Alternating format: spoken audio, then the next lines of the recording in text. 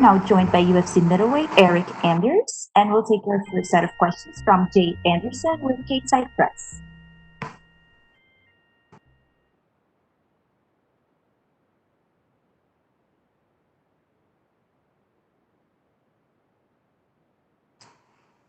Jay, you have been unmuted.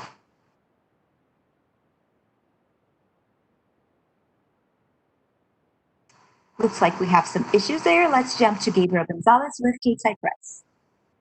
Hello, Eryk. Can you hear me? Yes, sir. Hey, how you doing, man? Good, and yourself? I'm doing good, thank you. Eryk, can we go back a little bit? Can you describe what it was like to go through that whole sequence on Fight Island? You're there, they give you a fight, and after all that, it still doesn't happen? Um, yeah, I took a fight on short notice when I was out there on the island. Not much to do, not much space to move around and stuff. So, it is what it is. That's on me. I accepted the fight, knowing that it would be a challenge, and I had some health issues, and they pulled me from the fight. So, lesson learned at 85, it would probably be better to you know, have time for a full camp like I did this one and not take a short notice. But at 205, I can make 205 in, just a few days. So, I'll still take short notice 205 fights. After being a part of the Florida card, being around with your team on Fight Island, how's the experience of fighting in Las Vegas and just kind of the base camp they kind of have set up over there? Man, it's for the circumstances, it's been good, man. It hasn't been too bad. You still go to the PI and move around and, go outside and see the sun a little bit. So, I've only been here since Tuesday evening, so it's really only been just a few days, so it's not even that bad. Um, probably by the time I get sick of it, the fight will be over, and I'll be out and about in Vegas anyway, so it'll be all good. So fighting in an empty arena is certainly an experience. I want to go back though. You've played college football. Can you imagine what a football game in an empty stadium would be like by comparison? Uh, Man, you guys would be surprised at how the players talk to each other on the field if you could hear it like you can in the cage. But everybody's got to play and fight under the same circumstances, so it's almost irrelevant. You got to show up, show out, and collect your checks. Thank you, Eryk, and best of luck. Thank you. We'll take our next set of questions from Martinez with InTheCage.pl. Hello, Eryk. How are you? Good, and yourself? Thank you very much. I'm good. Eryk, just a couple of questions also about your former opponents. I would like to ask you about Thiago Santos and his fight last week with Alexander Rakic. Were you surprised with his performance and this loss? Man, Rakic is a very skilled guy. He's big, he's skilled, he can do everything. He can strike, he can grapple. So that's definitely a fight that you have to approach with caution. And maybe he did that. I don't know. I think when you're coming off and when you tear all the ligaments in your knee, and you're coming back, and he's a dynamic striker, athletic dude. Surely that injury had to play a role in the way he fights. It's even if like he doesn't think about it, even on a subconscious level, I'm sure it plays a factor. So I think that he can overcome and bounce back, and hopefully win the belt someday. Mm-hmm. After last Saturday, Israel Adesanya has a first loss in his record. Do you think that Jan Blachowicz showed to middleweights how to fight with the champ? No, not at all. He stood and struck with Adesanya. We've seen all the guys that Adesanya's fought in middleweight who's tried to do so, and it did not work out well for them. The only time he wrestled was in just little spurts here and there in like the second round, I think, and in the third and fourth round when he was tired. But he definitely had a size, strength, and probably a power advantage as well. So, you know, um, I think he's only like 225 his weight, and I think there's middleweights that are that same size as Jan. So, Man, I also think that Adesanya is the fastest evolving fighter in the sport. We've seen guys try to take him down. He's fought wrestlers like Brunson who couldn't do it. Um, I think Marvin Vittori's probably had the most success against him, and that was in the third round. He wrestled Adesanya, but since then, outside of that Jan fight, we really haven't seen people be able to take him down and hold him down if they do get him down. Of course. Your last fight was against Krzysztof Jotko from Poland also. What kind of a lesson did you learn from this fight with him? Cage control is not enough to win a fight. You got to do something when you're in those clinches. He landed more significant strikes, but I still controlled. I think it was like I can't remember what the stats were, but I had him up against the cage the whole time. Didn't land very much offense. So I think that was a difference in the fight, and not my preferred method of fighting, but it is what it is, and I think Saturday will be a little bit different. Of course. Last one from me. What part of Darren Stewart's octagon game is the most dangerous in your opinion? He's a striker, man. I think the most underrated part of his game is his stamina. You really rarely see him take a deep breath, and he keeps throwing hard and heavy. All 3 rounds. So something I'm aware of, and we'll definitely have to take into account and consideration in my plan of attack on Saturday. Thank you very much, sir. Have a great fight. Appreciate it. We'll take our next set of questions from Alistair Bishop with the MMA Republic. Eryk, how are you, sir? I'm doing great. And yourself? Fantastic. Thanks for asking. You mentioned earlier in the week you sense a fight of the night. It seems lately guys are pushing for the performance of the night because a fight of the night usually means damage on both ends. Is that something you encourage? I mean, no, I don't think any fighter likes to take damage, but we've seen in the past that I'm durable. He's durable. Neither one of us have ever been knocked out. So, I've got, yeah, if it happens, it happens. But obviously, I like to go out there and get a flawless victory. But fighting a guy like Darren Stewart, seeing his opponents after they fight him, very difficult task. But I think this is a fight that the fans will really like. This is what they like. 2 big guys standing in the middle, swinging. So, it'll be a fun one for me, fun one for the fans. And, I think that Darren relishes these moments as well. And with that in mind, would you say stylistically, these are the kind of fights that you're looking for at this point of your career? These are the kind of fights that are giving that extra push in your camp? Yeah, 100%. All the guys that I've lost to have been point fighters. With the exception of, my 2 light heavyweight fights, my 2 light heavy, Thiago and Khalil Roundtree. Everybody else is just kind of, just point fighted. And I don't think that is in either Darren or I's, fighting style or DNA. I think that we're both fighters. And, yeah, that's what we're going to get in there and do. You mentioned the dip in at 205. Where are you more comfortable at the moment, 205 and middleweight, or what are the pros and cons for you between the 2 classes? Man, I definitely mentally, I think that middleweight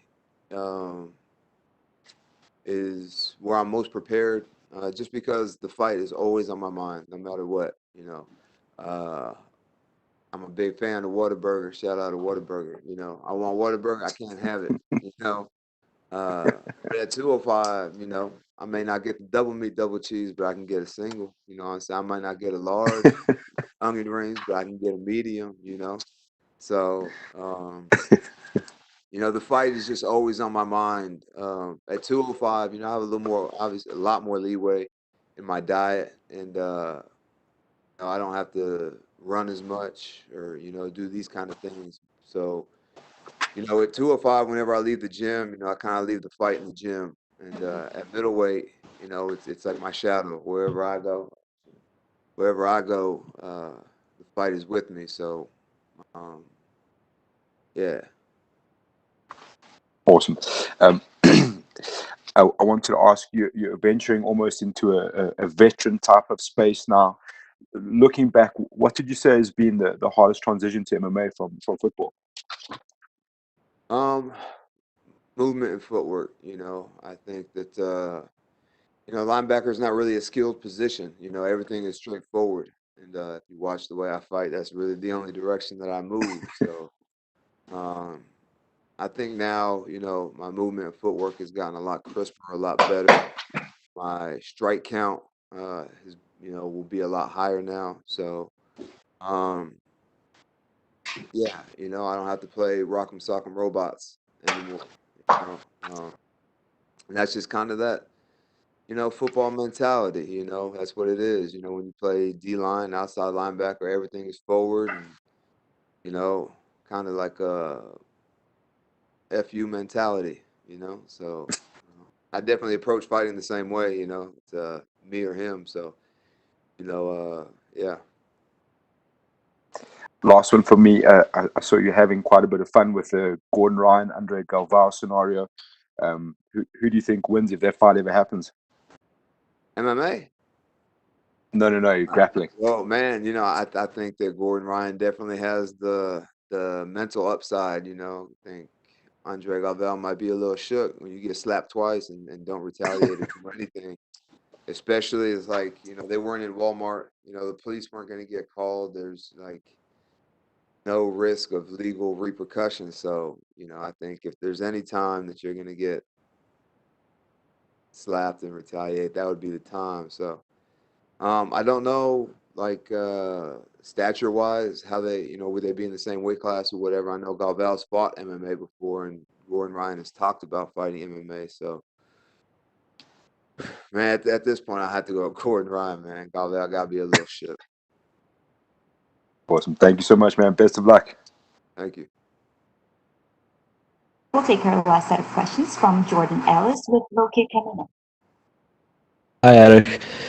I just want to ask you about the layoff. A lot of people will be focusing on Leon Edwards today and his, almost 2-year layoff. But 10 months for yourself, that's still quite a long while out the cage. So how are you feeling? How have you dealt with it?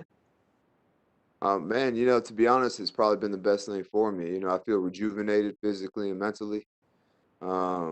This is probably the first and only fight ever, amateur or pro, that I've gone into with no injuries or nagging, aches or pains or whatever, and going in 100%. And that just really doesn't happen in this sport. So, out of those 10 months, I probably had to sit down and couldn't train for 6 of them. So, at the time, it was kind of like, just bored, just watching. And but in retrospect, it was probably the best thing for me. And what's it been like sitting on the loss of? See, it was a tough one against Jocko.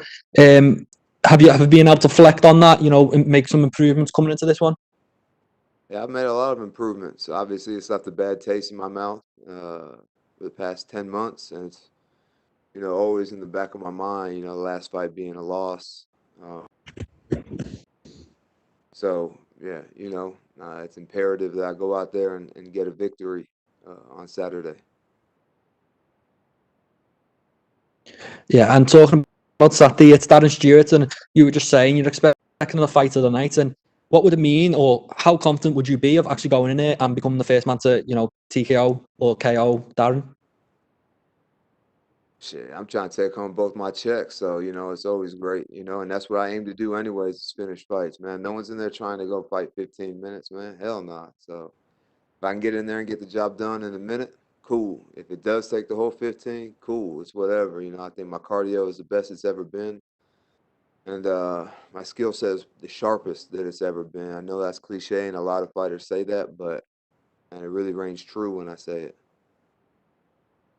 And just finally, 2020 weren't the best year for you, as we said. That loss and a sit out. What do you want from 2021? I'd like to fight 3 times, so, go out there, get 3 wins, 3 finishes, if possible. These guys are tough, especially the guys I'm fighting now, So, yeah, go out there, starting with Saturday night, go out there, get a finish, get a win, collect at least 2, aiming for 3 checks, and take it to the strip. Okay, thank you. Good luck. Thank you. That's all we have for you today, Eryk. Thank you. All right, thank you.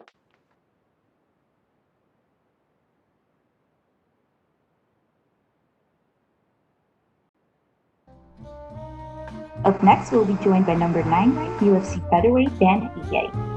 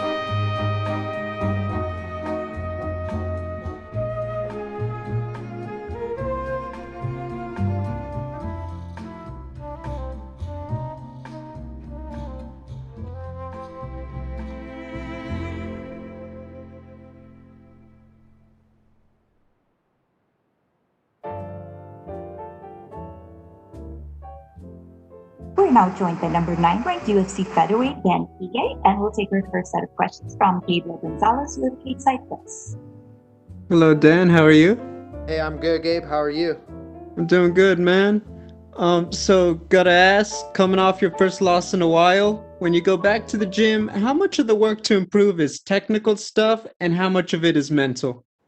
For me, it was mostly technical. I feel like I've always been pretty mentally solid and mentally strong.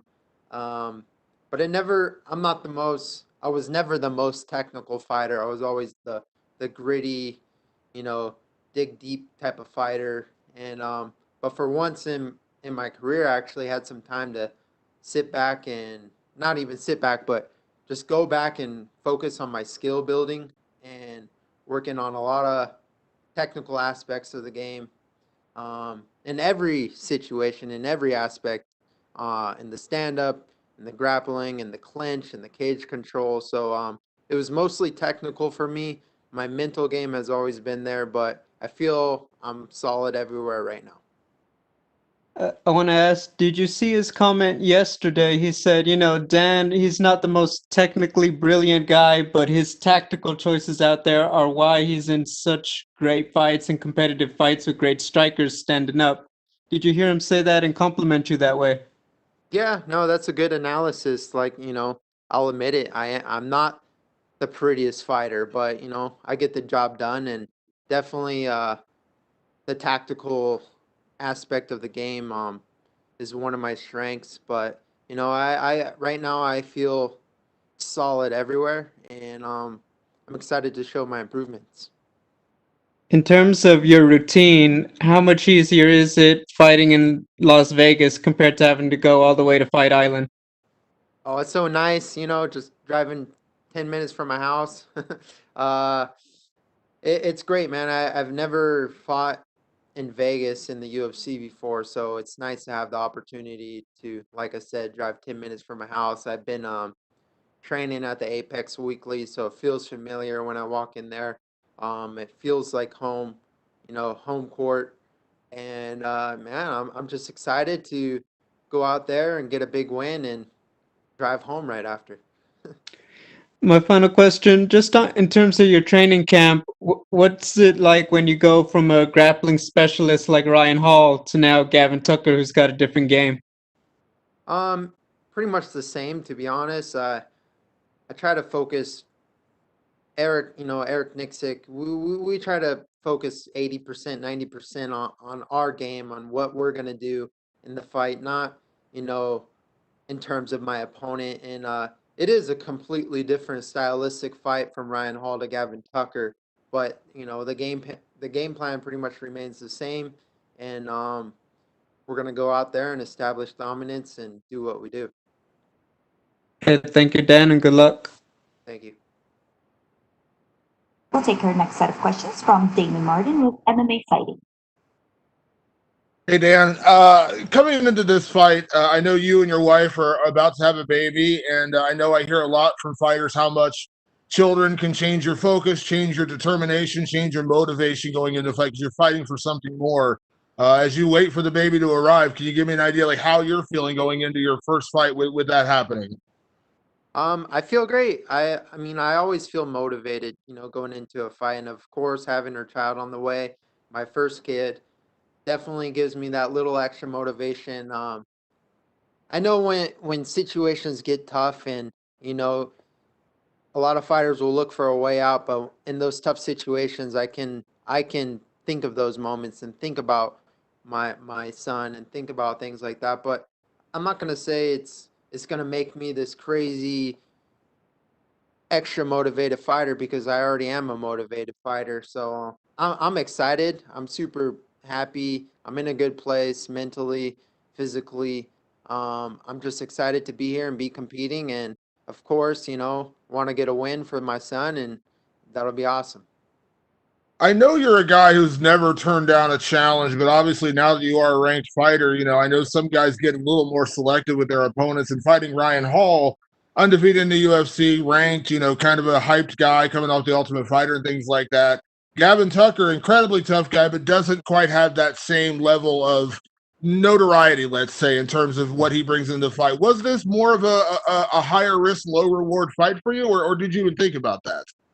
No, I mean, Gavin Tucker, in my opinion, Gavin Tucker's a tougher fight than Ryan Hall. Gavin's one of the best unranked fighters in the world, and I'm excited to test my skills against someone like him. He deserves the opportunity, and I'm not going to sit back and say this kid doesn't deserve it because he does deserve it. He's earned it. He's on a 3-fight winning streak, and I'm excited to put my skills to the test against him. Just because he doesn't have a number next to his name doesn't make him, not a good fighter because he's a great fighter. And but I'm excited to go out there and take it away from him. I know leading into this fight, you always work with a great group of guys and people out at Extreme Couture and all the gyms you work at. But I also know, of course, you got a little bit of time, I think, on the gym this time with Khabib Nurmagomedov, who is a friend of yours, obviously legendary guy. Did you actually get to train with him a little bit while he was in town with Islam? Yeah, I did actually, and it was nice. I haven't seen him for over a year. I saw him last February, right before the craziness happened, obviously.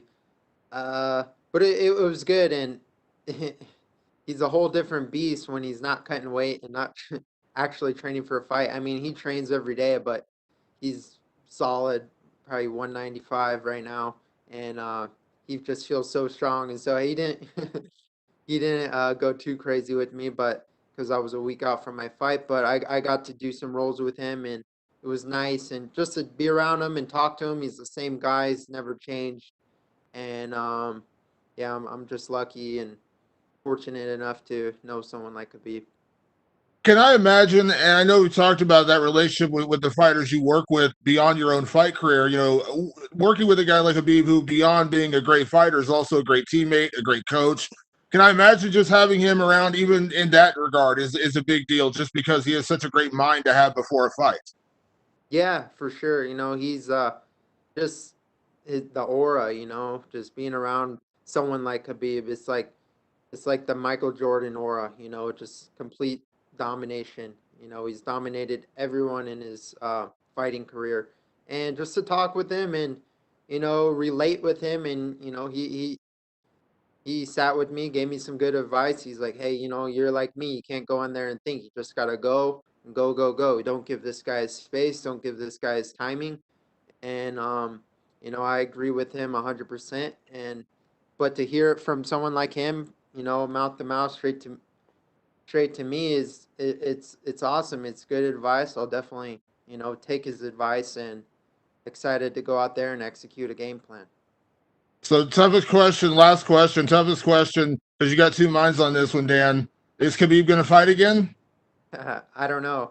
I don't. I mean, he doesn't have to. That's my opinion. He doesn't have to. The guy has enough money. He doesn't ever need to fight again.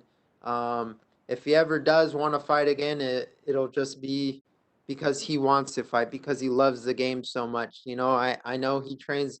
He doesn't have a fight, but he still trains every single day. He loves this sport. He loves his brothers, helping his brothers, and it'd be awesome if he does fight again. I'll 100% support him, and if he doesn't, I'll 100% support him. Thanks, Dan. You got it, Damon.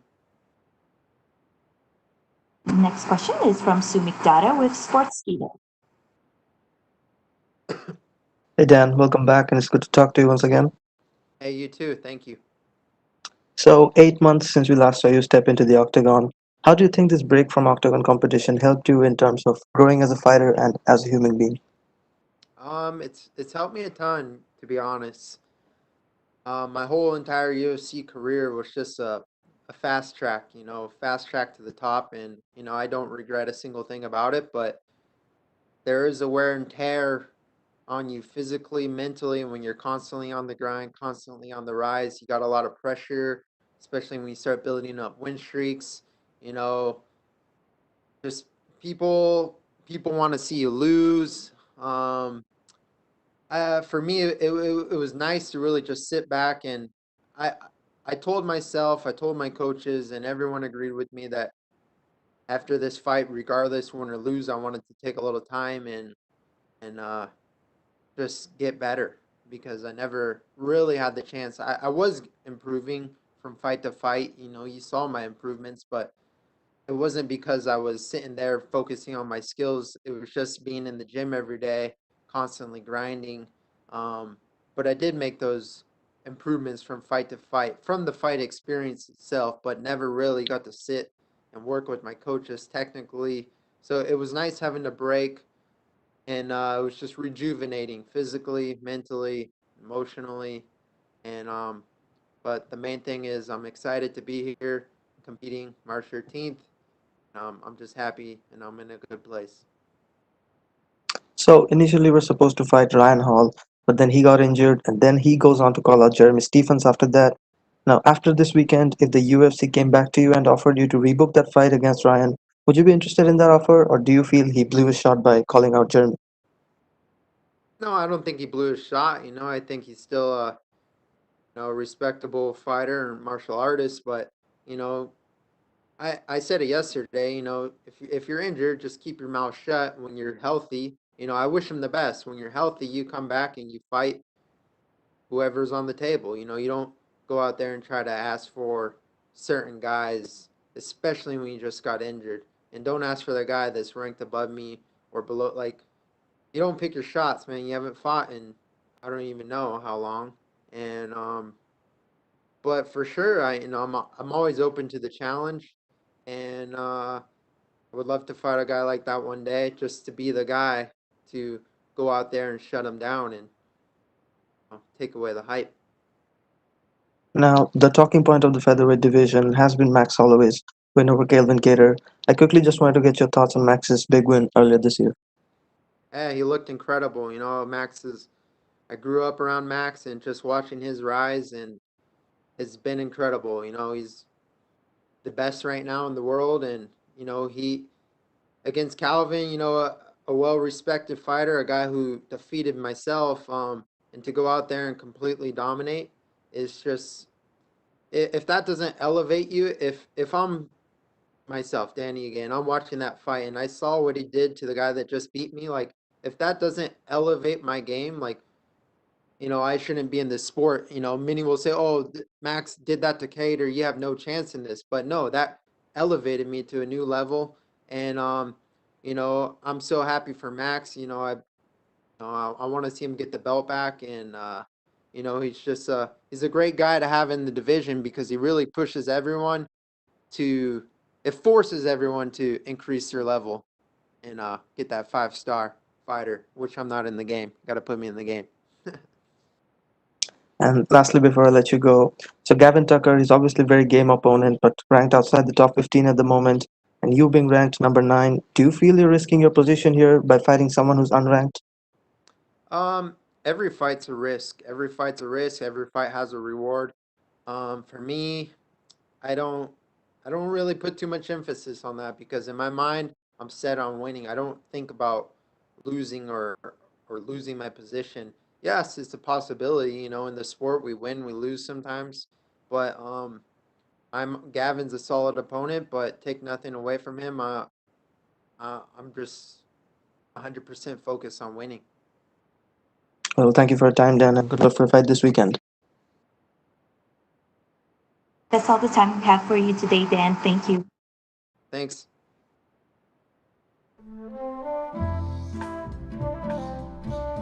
Up next, we'll be joined by UFC flyweight Manel Kape.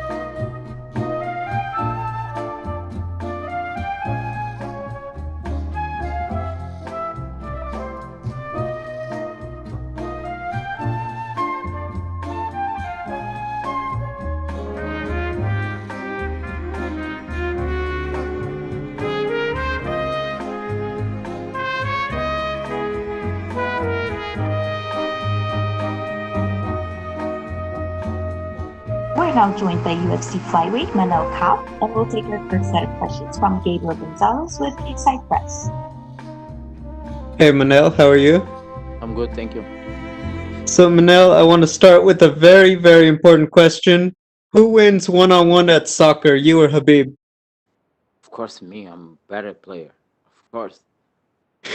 I guess, why do you think he didn't want to let you, tell your knowledge? Because I know that video is No, going around a lot. it's not the knowledge. Look, football have two things. You know the results, the date, of course, the date, you know.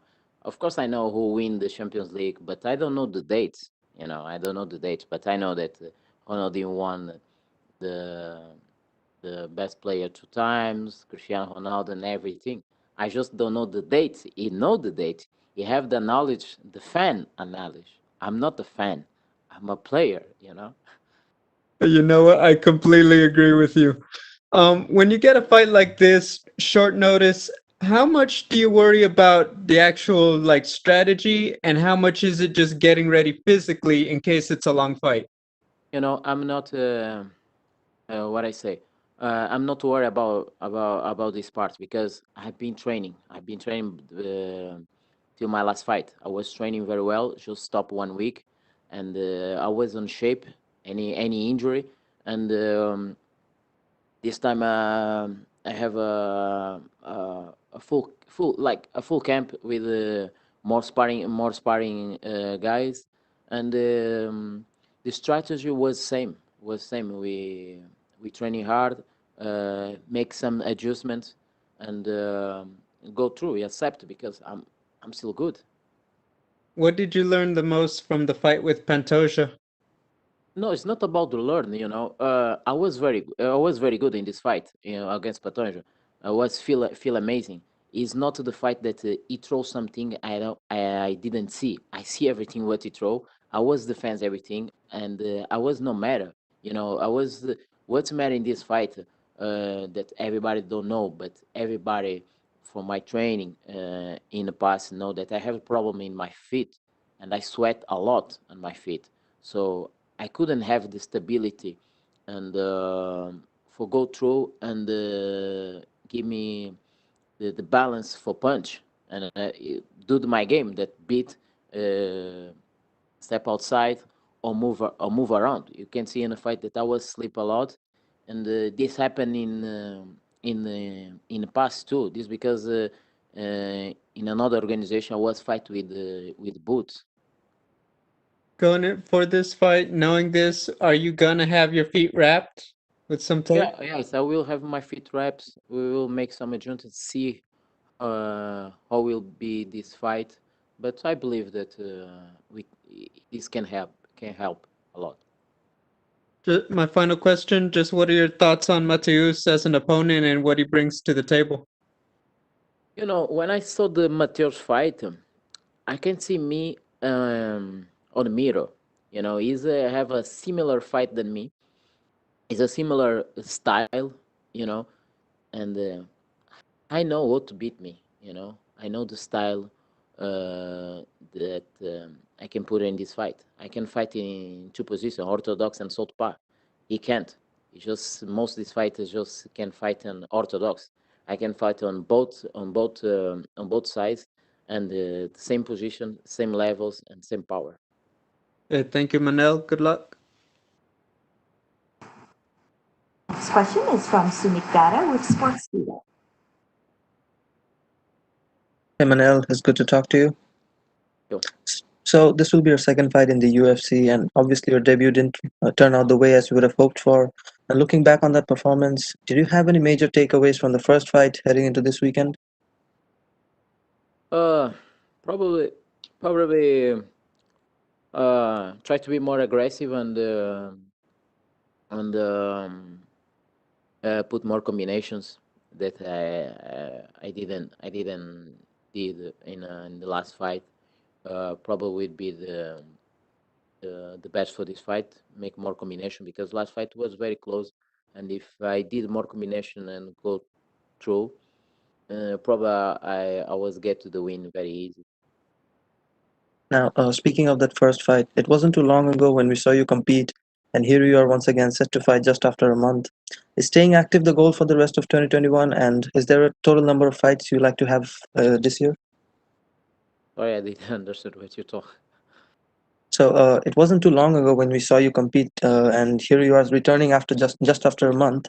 Is staying active the goal for you No, in no, from no, no, 2021? no. I was active all this time. I never stopped training, and I just have a bad time because I have a three fights or four that was canceled, and I was in fight camp all the time. It's not about if I was compete so long time that was the problem because I in my last fight I was in shape, um, and I don't show that time affected me. I was in shape. So we saw the clips and images of you and Khabib Nurmagomedov in training. What was it like for you to have someone like him, the lightweight champion, be a part of this training camp? It's very well, you know. Is a different atmosphere training with guys for these Dagestan guys because they are very tough. You know, believe me, the guys were very tough and bigger than me. These and they are in different level on this game, and it was I'm a blessed be there training and learn about this. And last question before I let you go. So we also saw the clip of you and Khabib discussing the UEFA Champions League winners. I'm just curious, do you have a favorite football team or like a favorite football player that you like to follow? I'm a football player as Ronaldinho and Cristiano Ronaldo, of course. Okay, well, thank you for your time, Manel, and Thank you. all the best for your fight. Mhm. We'll take our next set of questions from Pablo Santamaria with CMMA at Hi, Manel. Can you hear me? Yes, I can hear. Okay, the first thing I want to ask you is you're making a quick turnaround. So, do you think this shows that you're here to make a statement in this division? Uh, you know, I can see that I can be the next star of UFC, you know, and I can help a lot on this division. I need to make some adjustments and put more fire inside the octagon. I will show for everybody that I can be the next star of this organization. For sure. And your next opponent is well-rounded. He has the same amount of KOs as submissions. Where do you think he's more dangerous at? Yeah, is a pretty complete, you know.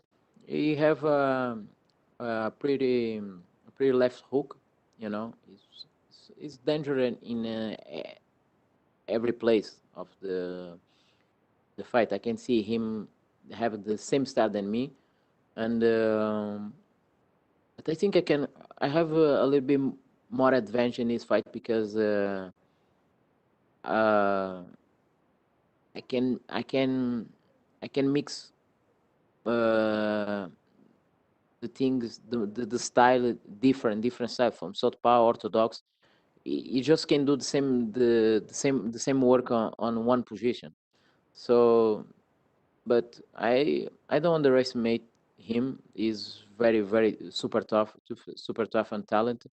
And is it's funny because in the past I was looking for him for fight against him when he like in 2015. I was look him and they say like I like this guy. I want to have the opportunity to fight with him in the future and guess what? We are here in the future and we'll fight against Matheus. Okay. What's your prediction for this fight? Oh, you know, I want to make a smart game this time. Put more combination, and important thing is to get to the win. Doesn't matter how, but the important thing this time is get to the win. Okay. Everybody saw your clip with Khabib talking about soccer, the Champions League. Which team are you rooting for in this Champions League campaign? Now I'm running because Porto, because it's my city from Portugal, and I wanted that Porto win again the Champions League. Okay, man, that's awesome. Thank you for your time, Manel, and good luck on the fight. Yeah. That's all we have for you today, Manel. Thank you. Thank you.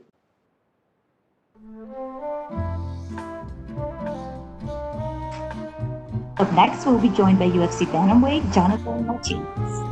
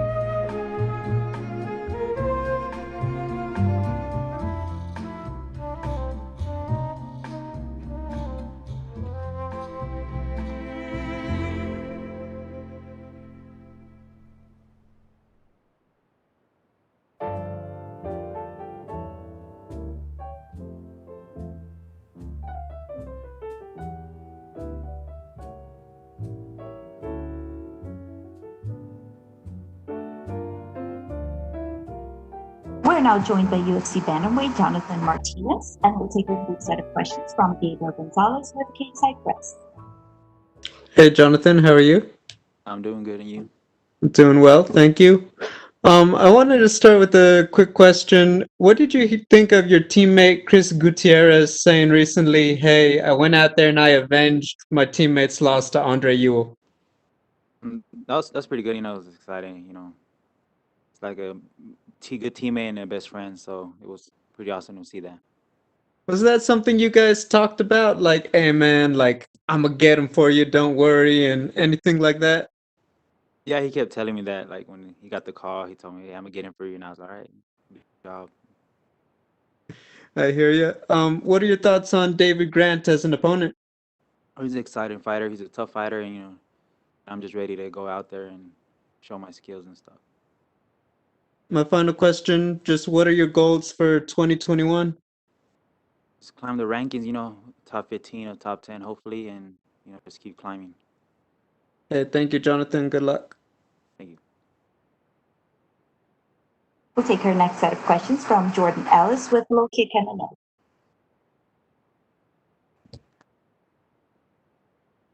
You just said then about Davey. Hello? Hello. Hello, can you hear me? Yes.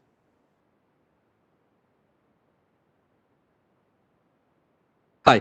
So you just said then about Davey being a great fighter, a good fighter. How do you see yourself getting it done on fight night? My hand raised. I don't know how, but my hand raised. I trained real hard for this fight, so I'm just ready to go out there. And last time you competed at bantamweight, you didn't actually make the weight. So what steps have gone in place to make sure that that doesn't happen again for this one? I had some issues and stuff, and then some injuries, but I'm good now, and I'll be making the weight and stuff. So besides injuries and things like that, you're pretty comfortable at bantamweight, and this is where we can expect you to stay moving forward. Yeah, stay here. Yes, sir. And just what you make of Sean O'Malley fighting Thomas Almeida, someone you're just coming off a win against? That'll be a good matchup. I'm just excited to see that fight too, see how it goes. Okay, thanks for your time. Good luck with fight night. We'll take our last set of questions from Gavin Porter with UFC.com. Oh man, you had a pretty busy 2020. A lot of fighters, had a loss year in 2020. How important was it for you to make sure you still got those three? It was really important, just going in there and staying healthy and stuff. Some fights and just going in there and performing and stuff. When you've been more active and been able to, like you said, you feel like you can get that momentum now that you've got 2 fights in a row. Yeah, I feel good. I feel real good, and just climbing up. A guy like Thomas Almeida isn't a guy that's lived in the ring for quite a while. Would that win mean anything extra? That, hey, I'm getting close to these rankings.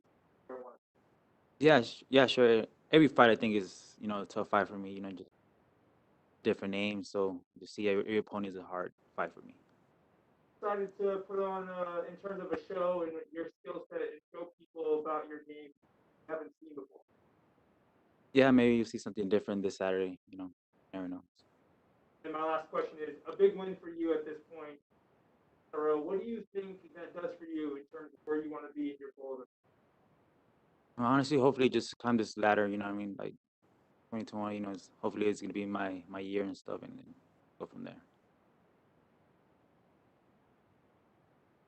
That's all we have for you today, Jonathan. Thank you.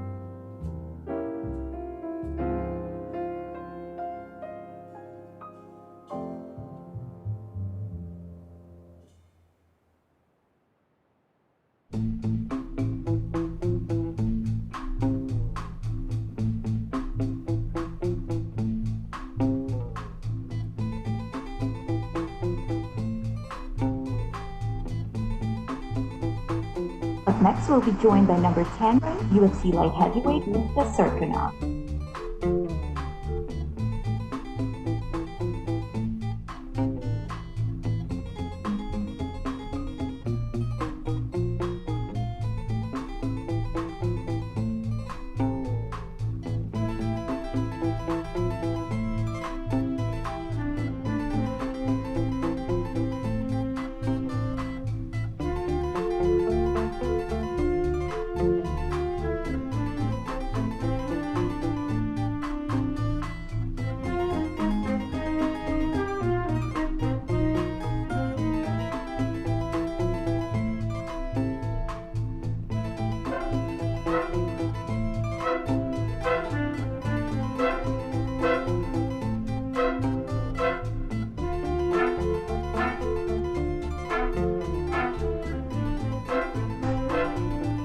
We're now joined by number 10 ranked UFC light heavyweight Misha Cirkunov, and we'll take our first set of questions from Davey Grant with Stateside Press.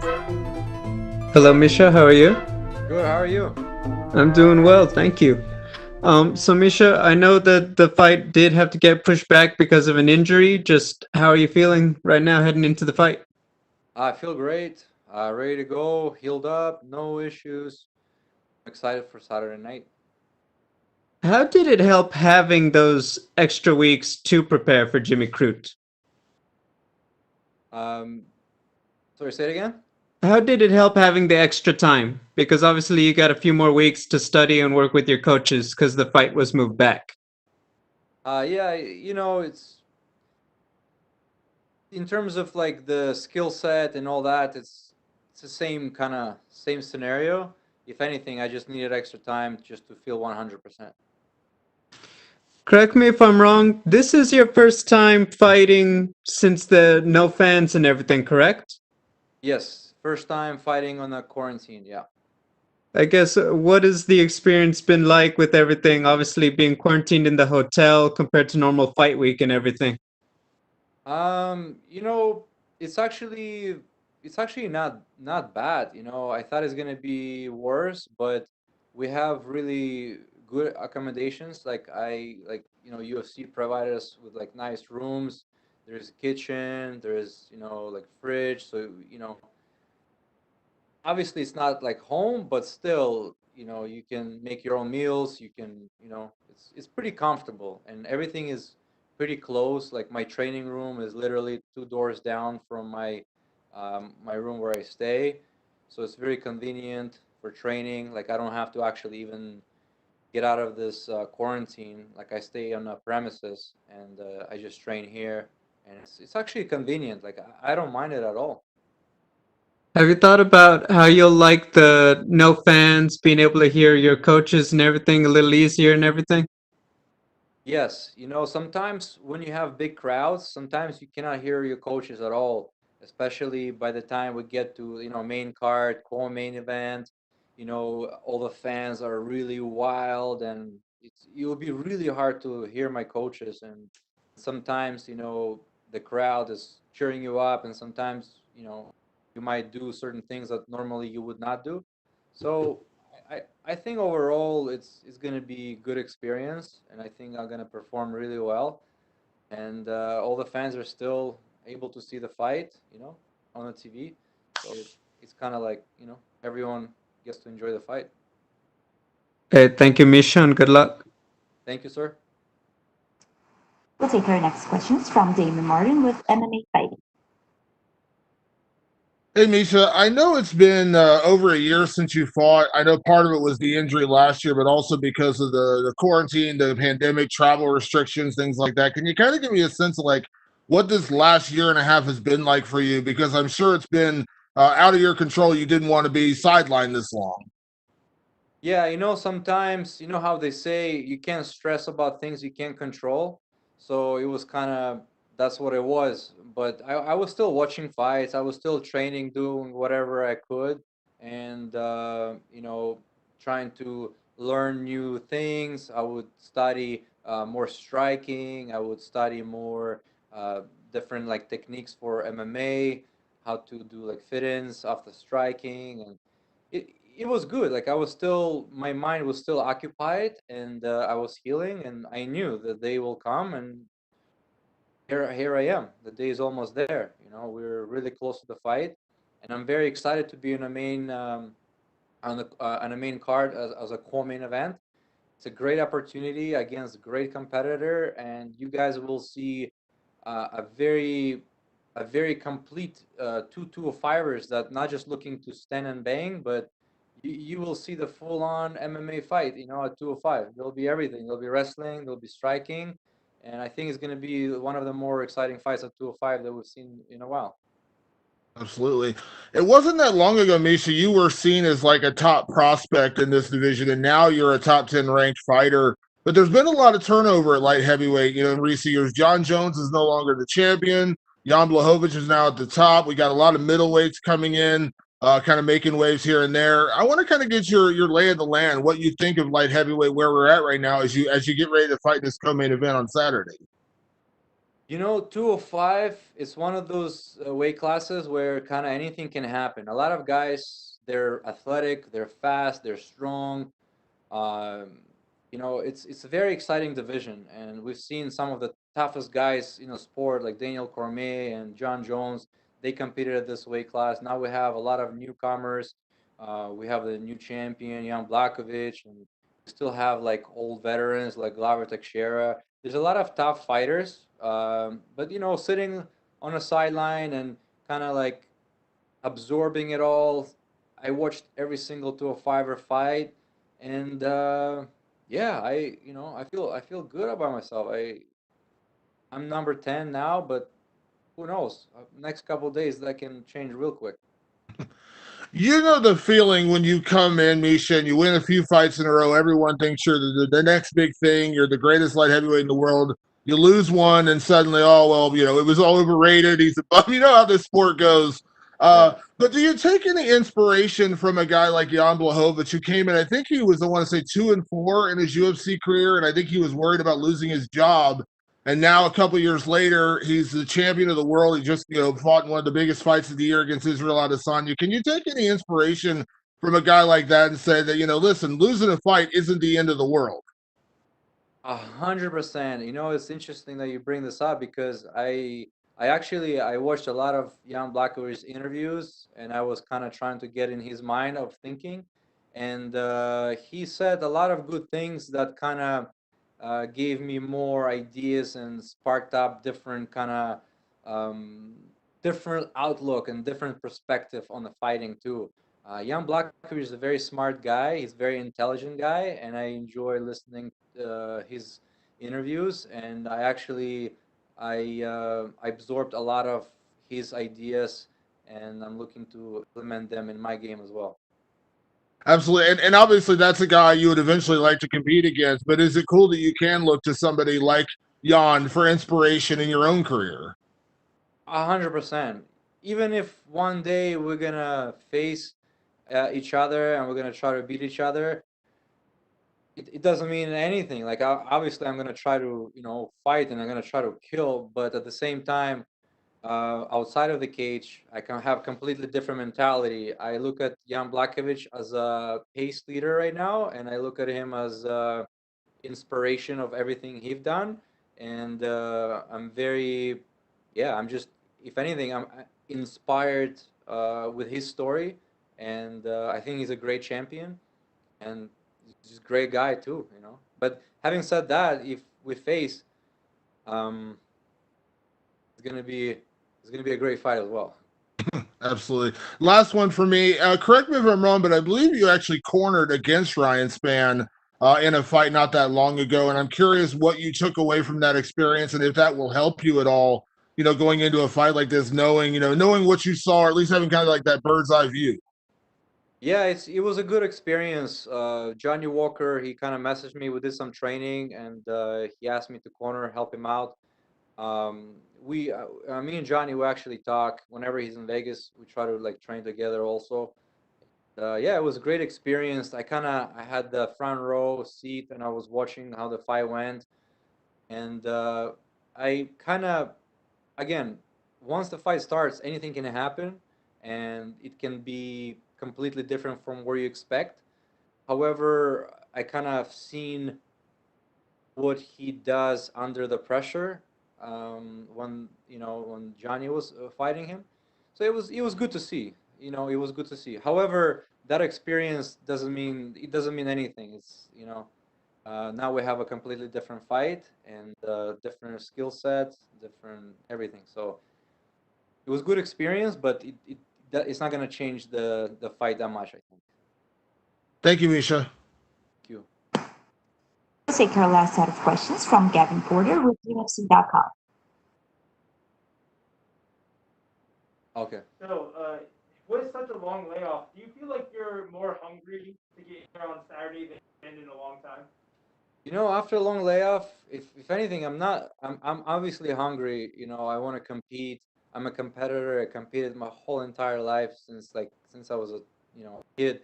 So of course I want to get back into it, get the ball rolling. I want to move up the rankings. I want to get paid. I want to fight, and yeah, I'm just excited to be here, and I'm excited to put on hard work, get things moving again. Yeah, and I believe you said this is a big fight for both you and Ryan. So when you think about the light heavyweight division, excitement that's around now, how important for you is it to have a big time performance on Saturday? Yes, it's very important. It's very important to have a good performance because Ryan Spann is a very competitive guy. He's very athletic. He has skills everywhere on the ground and stand up. And I believe that a stoppage against Ryan Spann will definitely put me on the radar on world, like the whole world will be looking at this. So convincing win against Ryan Spann will definitely slingshot me to top 5 competition. That's against higher ranked guys. So that's what I'll be trying to do next. My last question is: you mentioned session of media. You or the 205 matchups that we time. Mind breaking that down for me and letting me know and why that is?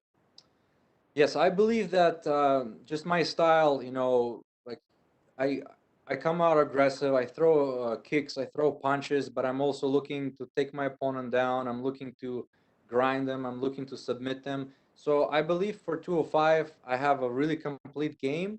I'm athletic. I can fight everywhere. And Ryan Spann is kind of like the similar kind of fighter.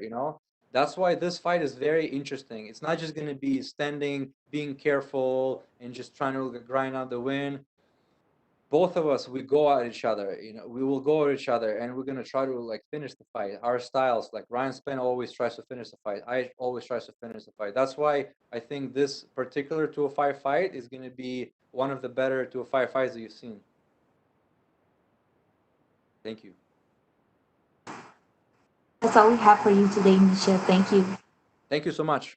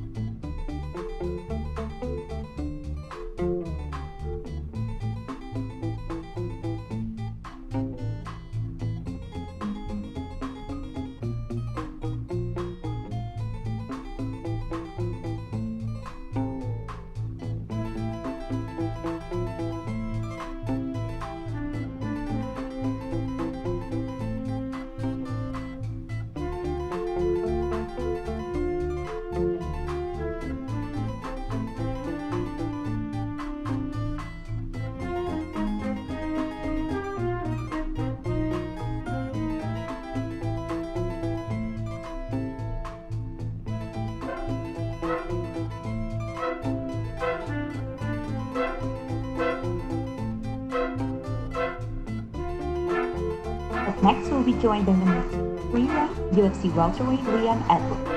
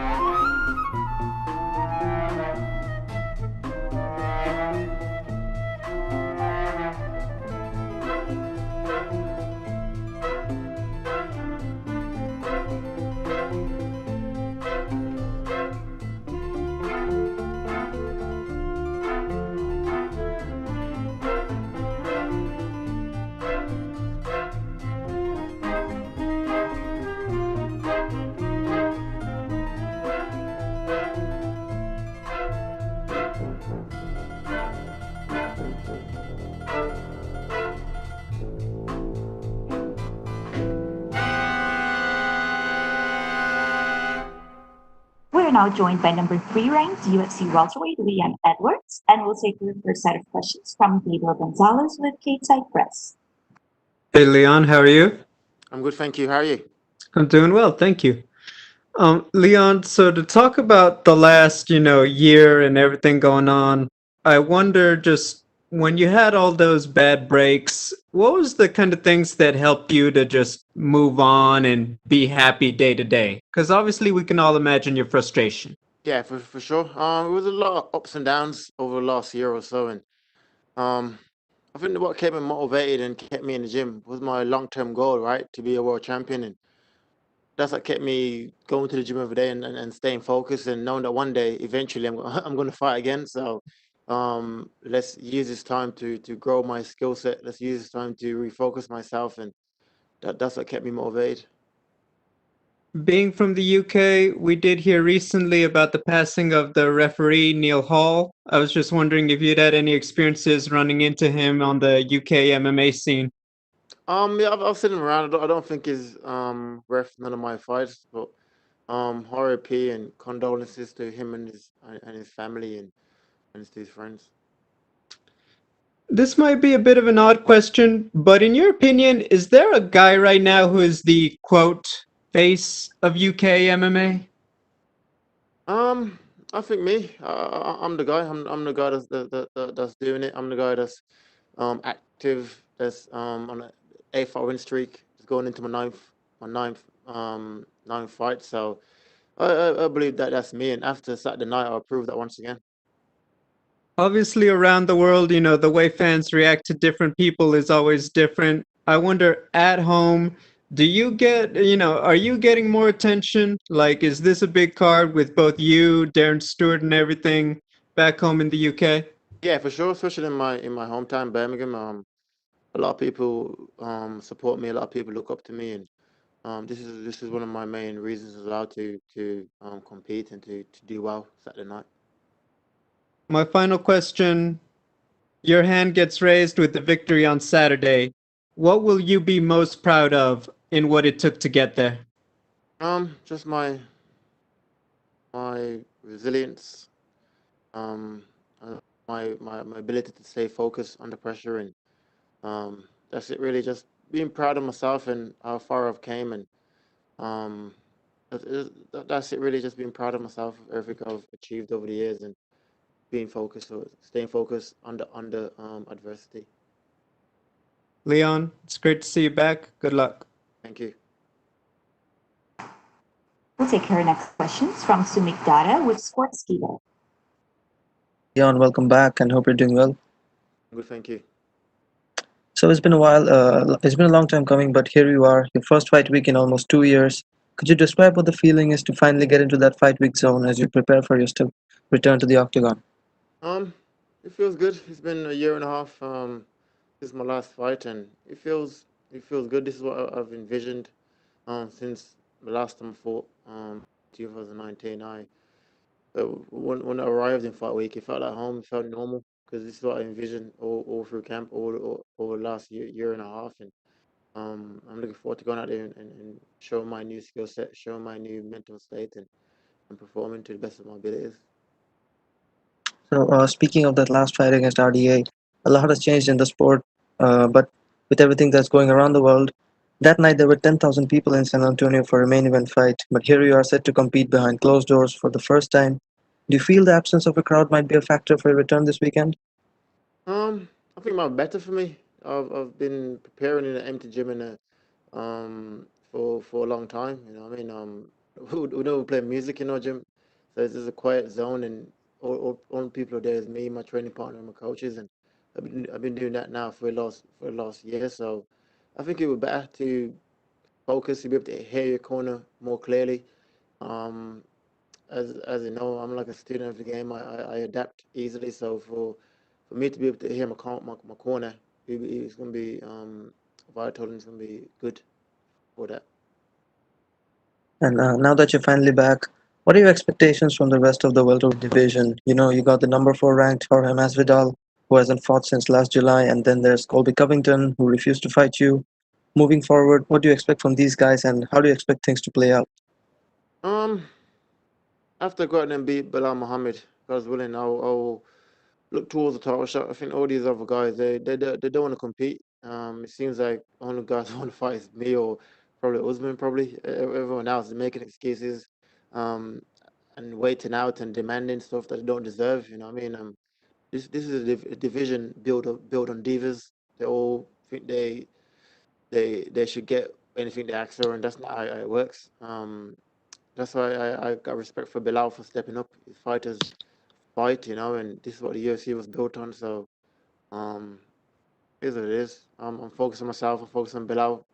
This weekend, this is my title fight. I'm taking him 100% serious, and focus on Bilal. After that, I will look at the rest of the division. And last question before I let you go. The last defeat was in 2015 against the current champion. With the win this weekend, do you feel that the title fight should be next in line for you as you hope to avenge that loss against Kamaru Usman? Yeah, for sure, 100%. That's 9 in a row. After this weekend, um, that's the third most in the promotion history on the win streak. So I feel like I've rebuilt myself back up since last competing against Usman, and I deserve it. I've worked hard for it. I had no handouts, so I believe I deserve it. Yeah. Well, thank you for your time, Leon, and I look forward to your return this weekend. Thank you. We'll take our next set of questions from Damon Martin with MMA Fighting. Hey, Leon, kind of following up on that question, I'm sure you saw yesterday, Dana White said, quote unquote, 100%, you're next in line for a title shot with a big win this weekend. I know nothing is guaranteed in this sport until you have a contract and it's signed and delivered, but does it make you feel good, at least some part of you, knowing that, Dana is acknowledging that ahead of the fight? Yeah, for sure, 100%. To hear them, Dana speak of me in good light like that it means a lot. But I am focused 100% on Belal Muhammad. I'm treating this weekend as my title fight. It's been a long. I had a long time off. I'm for over a year, and I'm focused on Belal. So after this Saturday, I'll look towards that and talk to the UFC, talk to Dana White, and we'll go from there. You obviously leaning into this, you kind of, I won't say got into a war of words with Hamzat. There was a lot of chatter about his him being a prospect and all the things, and obviously you kind of fired back on that. I know you had some personal issues with Colby Covington and George Masvidal. There's no secret there, but this time you're fighting a guy in Belal Muhammad who's, he's saying he wants to beat you, but you got to expect that. But do you prefer the kind of personal battles versus this one where there's none of that, or does it matter to you? It just not really matter to me much. Also, Masvidal will be a total different story. That's different. But all our fights, all similar. They're all similar stylistically. They're all similar.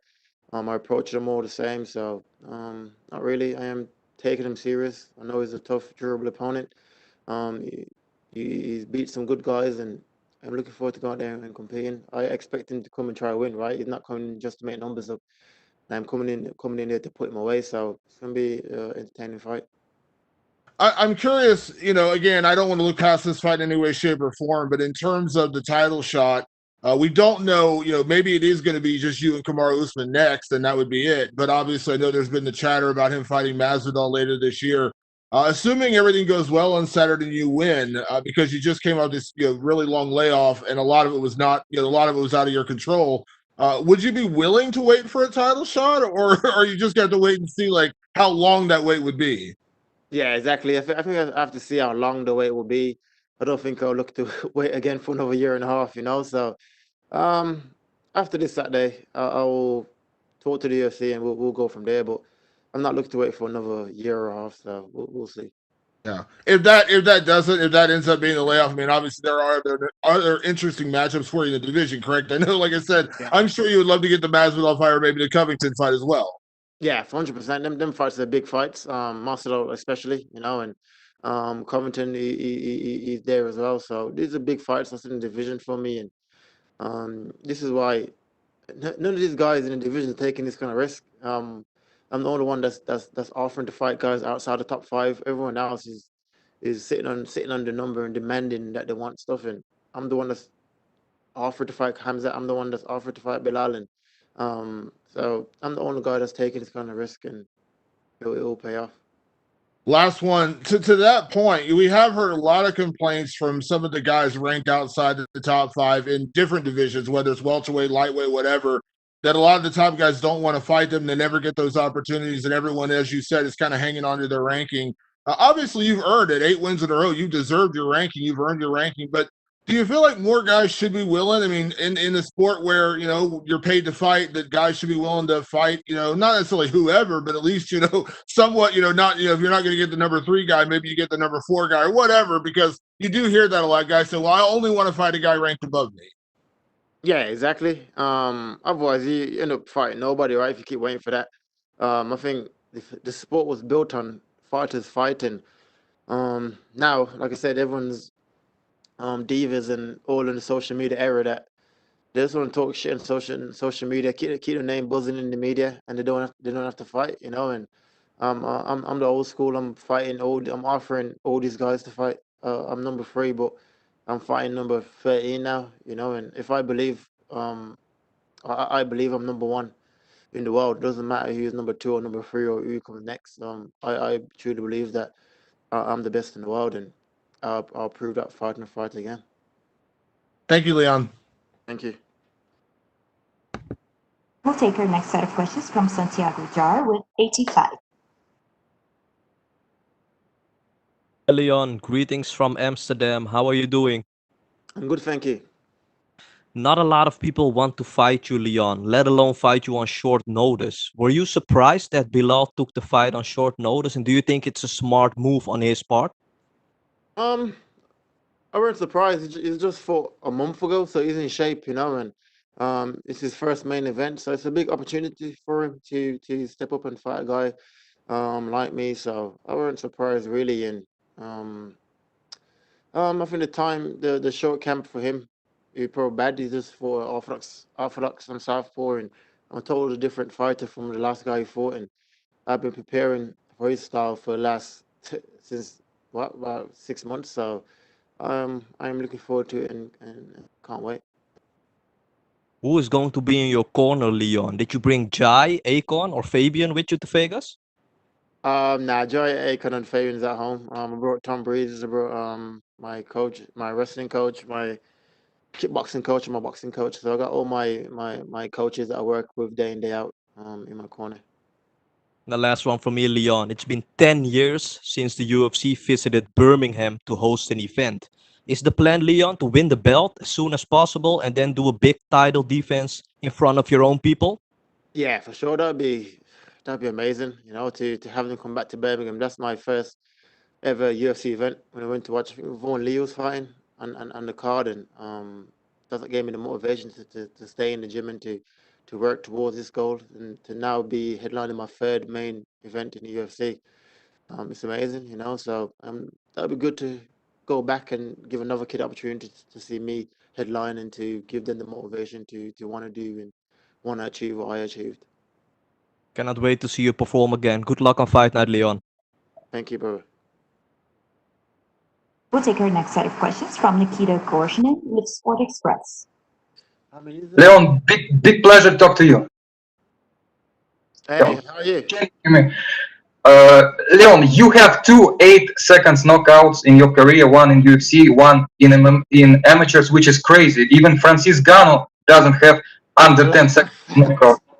Can you explain this magic besides 8 seconds knockout? You saw openings, so how would you explain this? Because You're the first reporter that stated my facts. Like I said, I had two 8 seconds knockouts in my career. I don't know what it is. I threw the punch, got knocked out quick. It weren't really a plan. I didn't work my whole camp to knock him out in 8 seconds, but I think when I'm sharp and switched on, I can put any of these guys away. So that's it, really. As long as I'm sharp, I might try to go for another 8 seconds knockout again on the weekend. Leon, you prefer straight long punches. What about swinging punches? They don't fit you very good. You don't like them? I like them. They're good punches, but I am long range southpaw, so I can do it all. I can fight inside elbows as well. I can use my hooks, my uppercuts. So it depends on the opponent and the style of the fight. What punches you choose to use. I got a lot of tools in my tool bag that I could use, and it depends on the opponent, what technique I choose to bring to the fight, and what I choose to use. Leon, after Gilbert Burns fight, everybody now talk that your opponent, Kamaru Usman, developed the best jab in MMA. Do you agree? And do you surprise how he developed his jab? He's improved his striking a lot. I don't think it's the best jab in MMA, but he's definitely improved his striking a lot. He got good jabs. He's slow jabs, but they look effective. So fair play to him. Leon, you one of the best fighters in UFC on ability to land elbow while breaking clinch. How do you feel that moment when on breaking clinch to land elbow, and why your elbow generated so much power? It's like an inside fighting that I've trained with my coaches.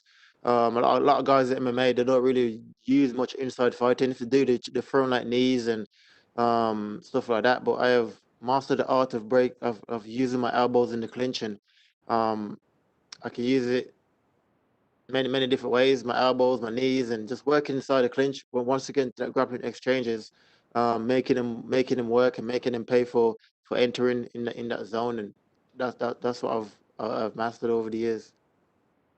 Leon, do you have your favorite elbow knockout in MMA, the one that inspires you, always in your mind? You know. No, not really. Not in MMA. I don't think I ain't not no night with it yet. I've dropped people with it and cut people with it, but I'm trying to get like a clean KO with it, you know. So hopefully Saturday night can land like a nice one and get the KO. What about distance elbow? Do you like them, or you think they too risky, or you prefer close distance elbow? Yeah, I think distant elbows in MMA is risky. It depends. You can set them up, but it depends on the opponent and how he reacts to your feints or your combination to set up the elbow. You know, so it's a risky stuff, but elbows are better used in the clinch and when you're tied up with somebody. Leon, one question about Khamzat Chimaev. He's now sick. He now doesn't feel good. Maybe you have some warm words for him, wishing him recovery. Maybe some words. Yeah, 100%. Obviously, fighting is fighting, but your health is the most important. And I know he's ill, so I wish him well. I wish him full recovery. I know he's a young man. He's got family and stuff, so I wish him well. And hopefully, one day we can meet down the line when he's recovered. But I'm looking towards a title shot after this fight, and yeah, that's it.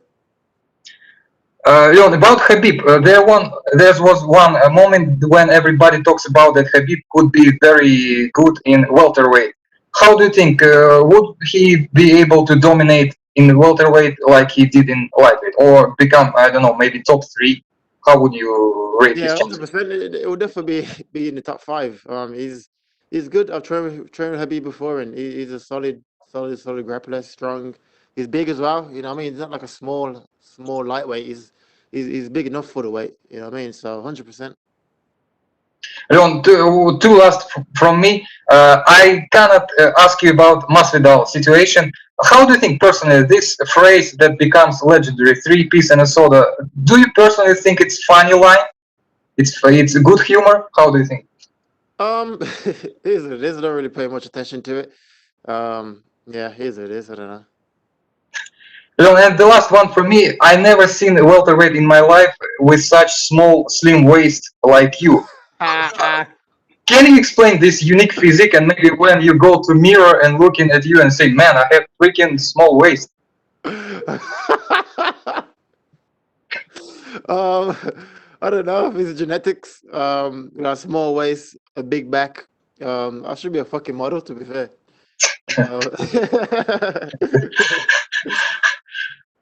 Well, thank you very much. Best luck. We respect you so much. Thank you. Thank you. That's all the time we have for you today, Leon. Thank you. Perfect. Thank you.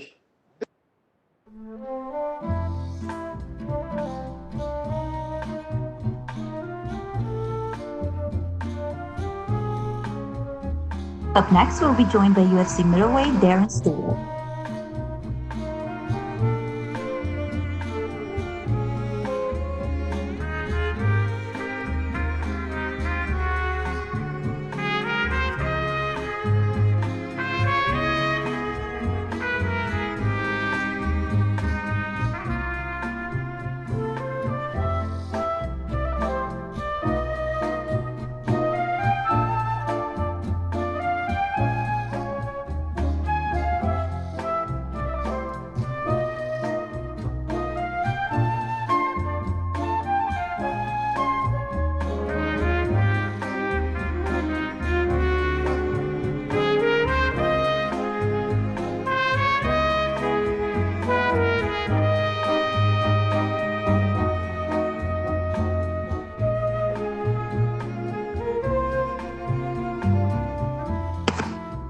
We're now joined by UFC middleweight Darren Stewart, and we'll take our first set of questions from Gabriel Gonzalez with Inside Press.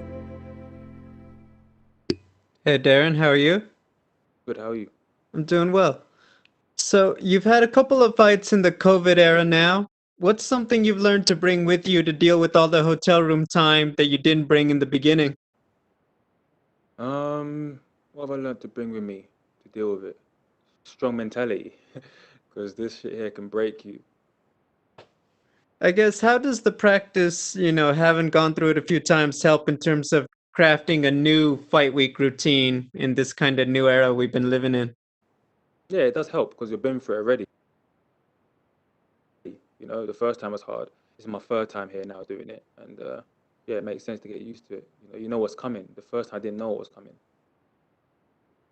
With all of the increased lockdowns in the UK, I mean, how's the travel in terms of getting back? Do you have to do a lot of long quarantines before you're able to leave, come back, etc.? When you get back, I think you quarantine for 2 weeks, from what I remember. Unless it's always, it's always changing. Government's always changing something. But normally when you get back, it's like 2 weeks of quarantine. In terms of the travel, yeah, travel is headache. Every minute, wear your mask, wear your mask, wear your mask. If you're sleeping, they'll tap you and say, put on your mask. Like, it's crazy. Just to turn the focus finally, just your thoughts on Eryk Anders as an opponent and what he brings. Good opponent, brings a fight. I like to bring a fight as well. Which is what you're meant to do in this game, is fight, no running. Looking forward to it, Darren, and best of luck. Thank you. Thank you. We'll take our next set of questions from Jordan Ellis with Locate MMA. Hi, Darren. I just want to get your thoughts on 2020. Obviously, despite everything, you were able to stay pretty busy, mixed set of results. Looking back now, how do you feel about it? Depends what part of the year you're talking about. How am I looking at it? Yeah, but my first submission win the UFC, great. And the split decision with the Kevin, a bit of a headache. I mean, so it's ups and downs in 2020. And you just mentioned it then, that split decision with Kevin and Holland, does that sting a bit, considering he's gone on and he was many people's fighter of the year, and you might have thought that you might have nicked that one? Yeah, it does sting a bit. It's like, because like I said before, someone yesterday, You know, we ain't got. The lockdown is different in the UK. You know what I mean? There's a couple gyms that's open we can use because under the guideline, professional fighters can use it, but still, it's not the same. So more time, I'm not in the gym. I'm out on the road training. I'm out in the park training. Then you got to make weight and do that for about 8 to 10 weeks, and then you got to go on a flight for like 10 hours, and then I'm in this lockdown. And it's just all of that work you put in to go back home thinking you're the winner and you're not. It's draining. So you wake up sometimes and think, oh mate, again. Not the first time it's happened to me. Do you know what I mean? And it's long. I'm not saying, I mean, I don't know it's for the guys here, but you got to travel and all of that work you put in. Not much facilities as it is back home because of the whole lockdown stuff. To get that kind of result, it's like I thought I'd done enough, man. Maybe I got to do more.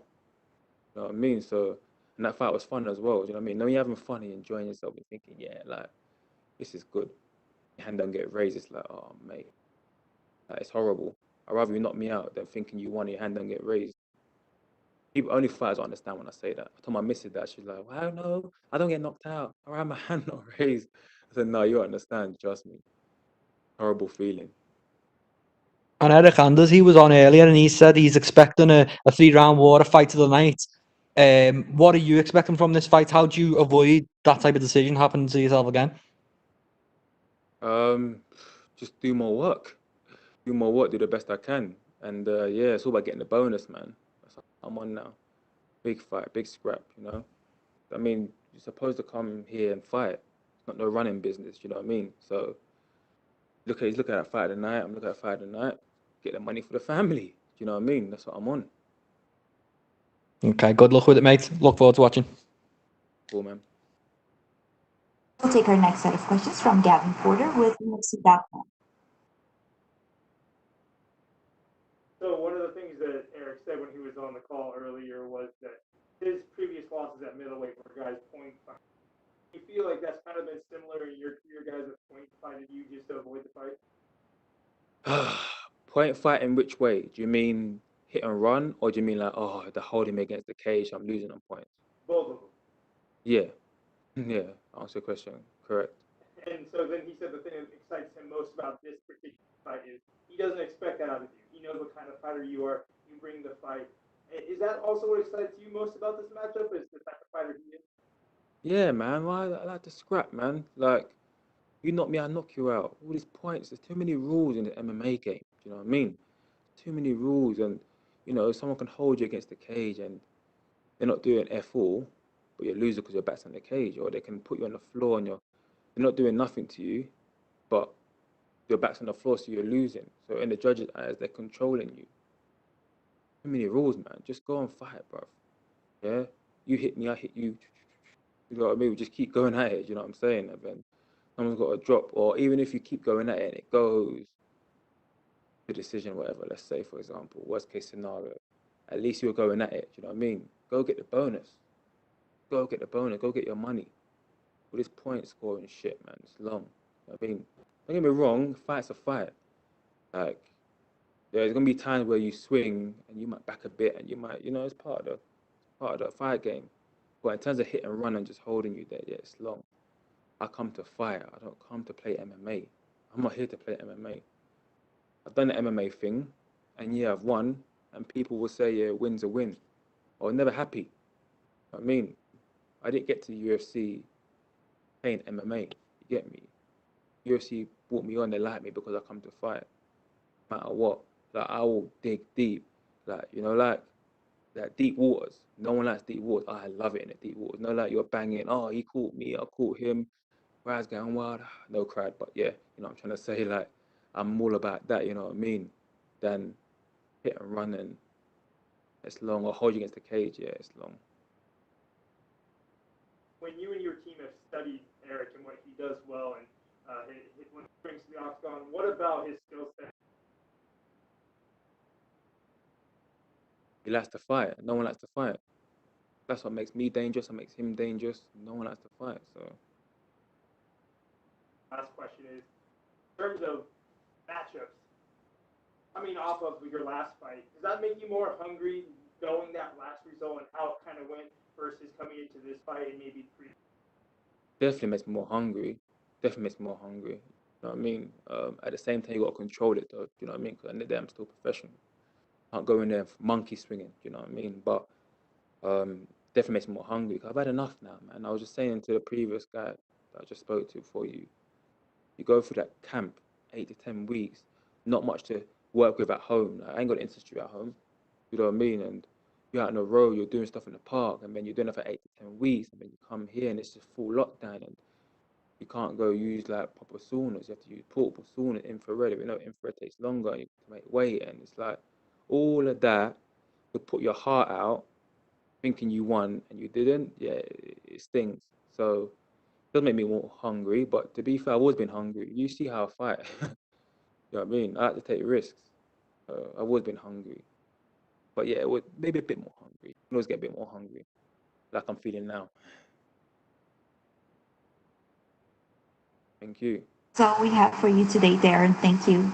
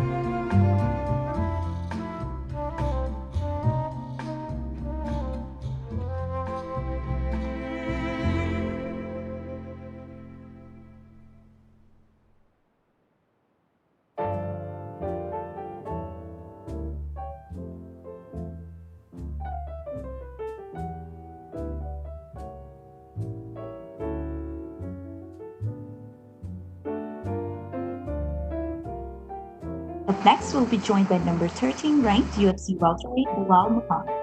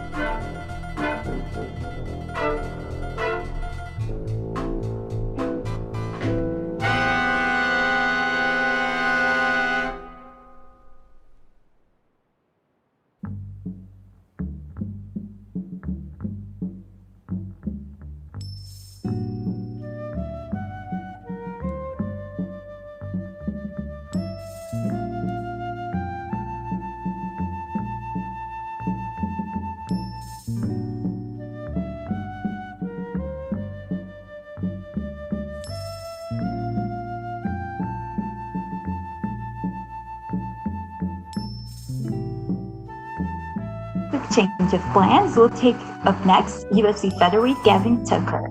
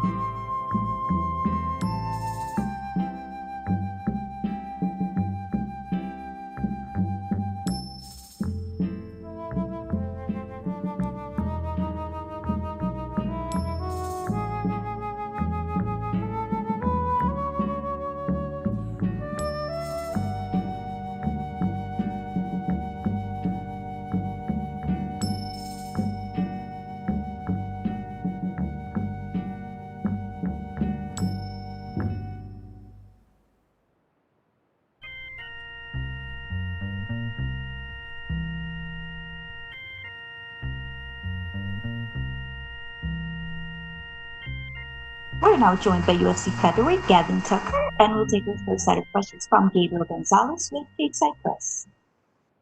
Hello, Gavin. How are you? Good. How you doing? Doing well, thank you. Gavin, I know 2020 was rough on a lot of people, but you had a great year in the cage, getting 2 wins in the octagon. I was wondering just how would you sum up the last year for you?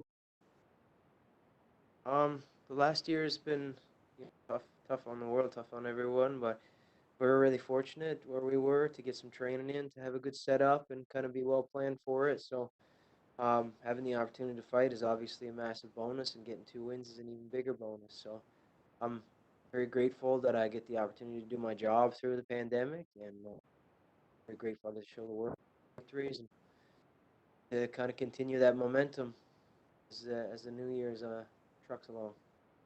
Was there a lot of change up in the preparation? Because I knew, possibly Cub Swanson. Now, obviously, you have Dan Ige. Was there a lot of training in terms of the strategy and stuff you were working on? Yeah, there's a change, but I have a folder for everybody. Just change the folder. Okay, you cut off a little bit, but I think I got that one. Secondly, just what are your thoughts on Dan Ige and what he brings to the table as an opponent? As an opponent, I think he brings a well-rounded game. It's a good energy system, good cardio throughout the fight. Has definite strengths and hopes like all of us. So, I'm not going to get into too many specifics on. He's a world-class opponent.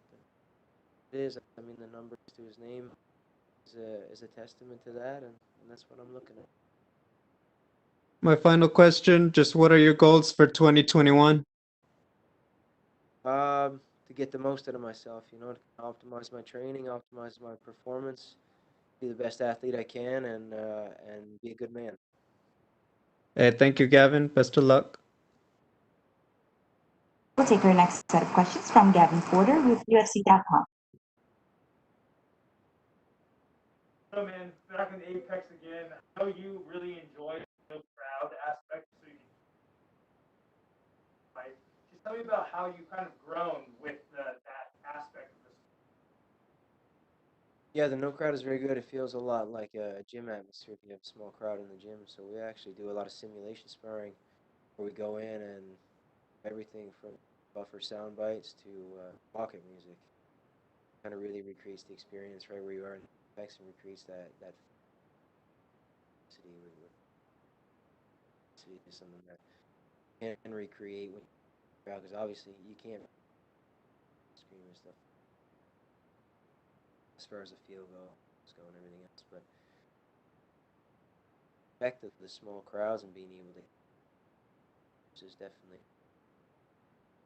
precise, more directed, audibly. That's a massive, massive thing.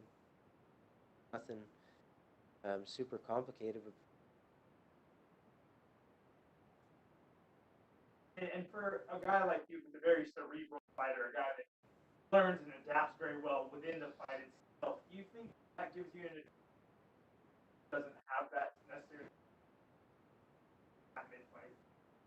I mean, at most times, but don't get it twisted. You know, like MMA is such a dirty sport that it gets dirty, and I get dirty. I'm not just that.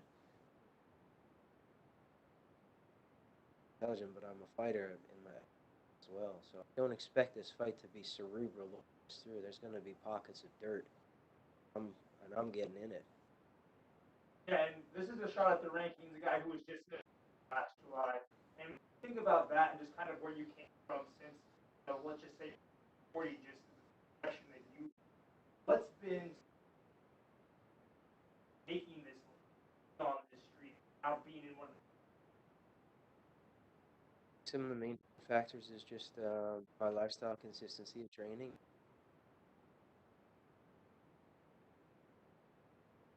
So I'm really grateful. And track because it's easy in this world to not. So it's love, sport. last one for me is, a lot of people do consider you a true dark horse, and that's going to go away as you start to get more and more often. What do you think the biggest threat you pose to this division? What's different about you that's separate, a different level from the guys that we're going to see? Everyone in the top 15 has skill set. Some regard, but everyone's the same. Work is the work.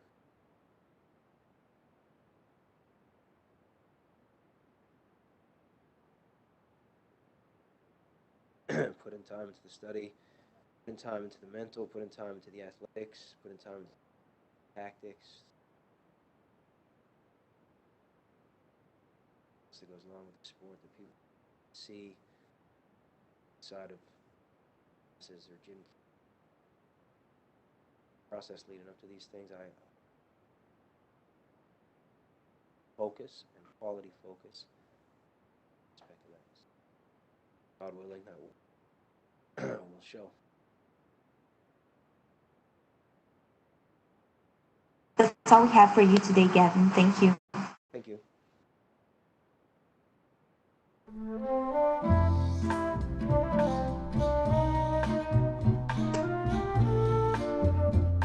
Up next, we'll be joined by number 13 ranked UFC welterweight, Belal Muhammad.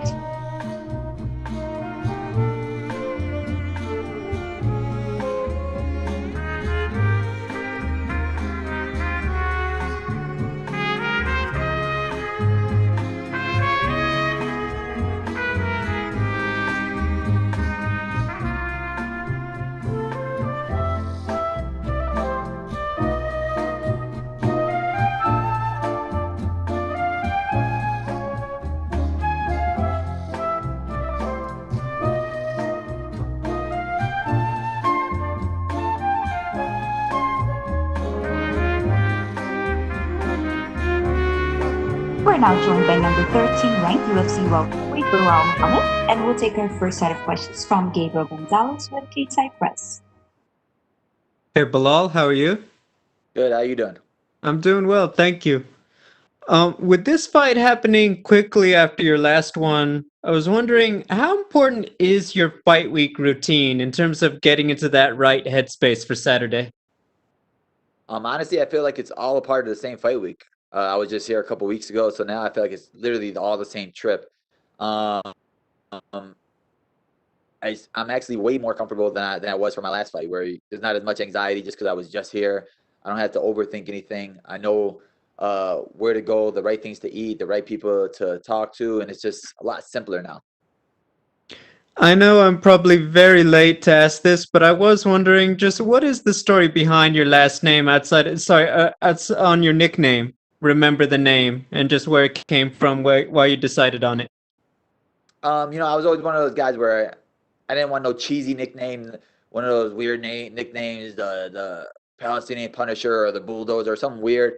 I was just like, I want to be one of those fighters that's remembered. I want to be one of those fighters that when you hear my name, you're gonna want to tune into my fights. So I want to have one of those memorable fight nicknames and remember the name.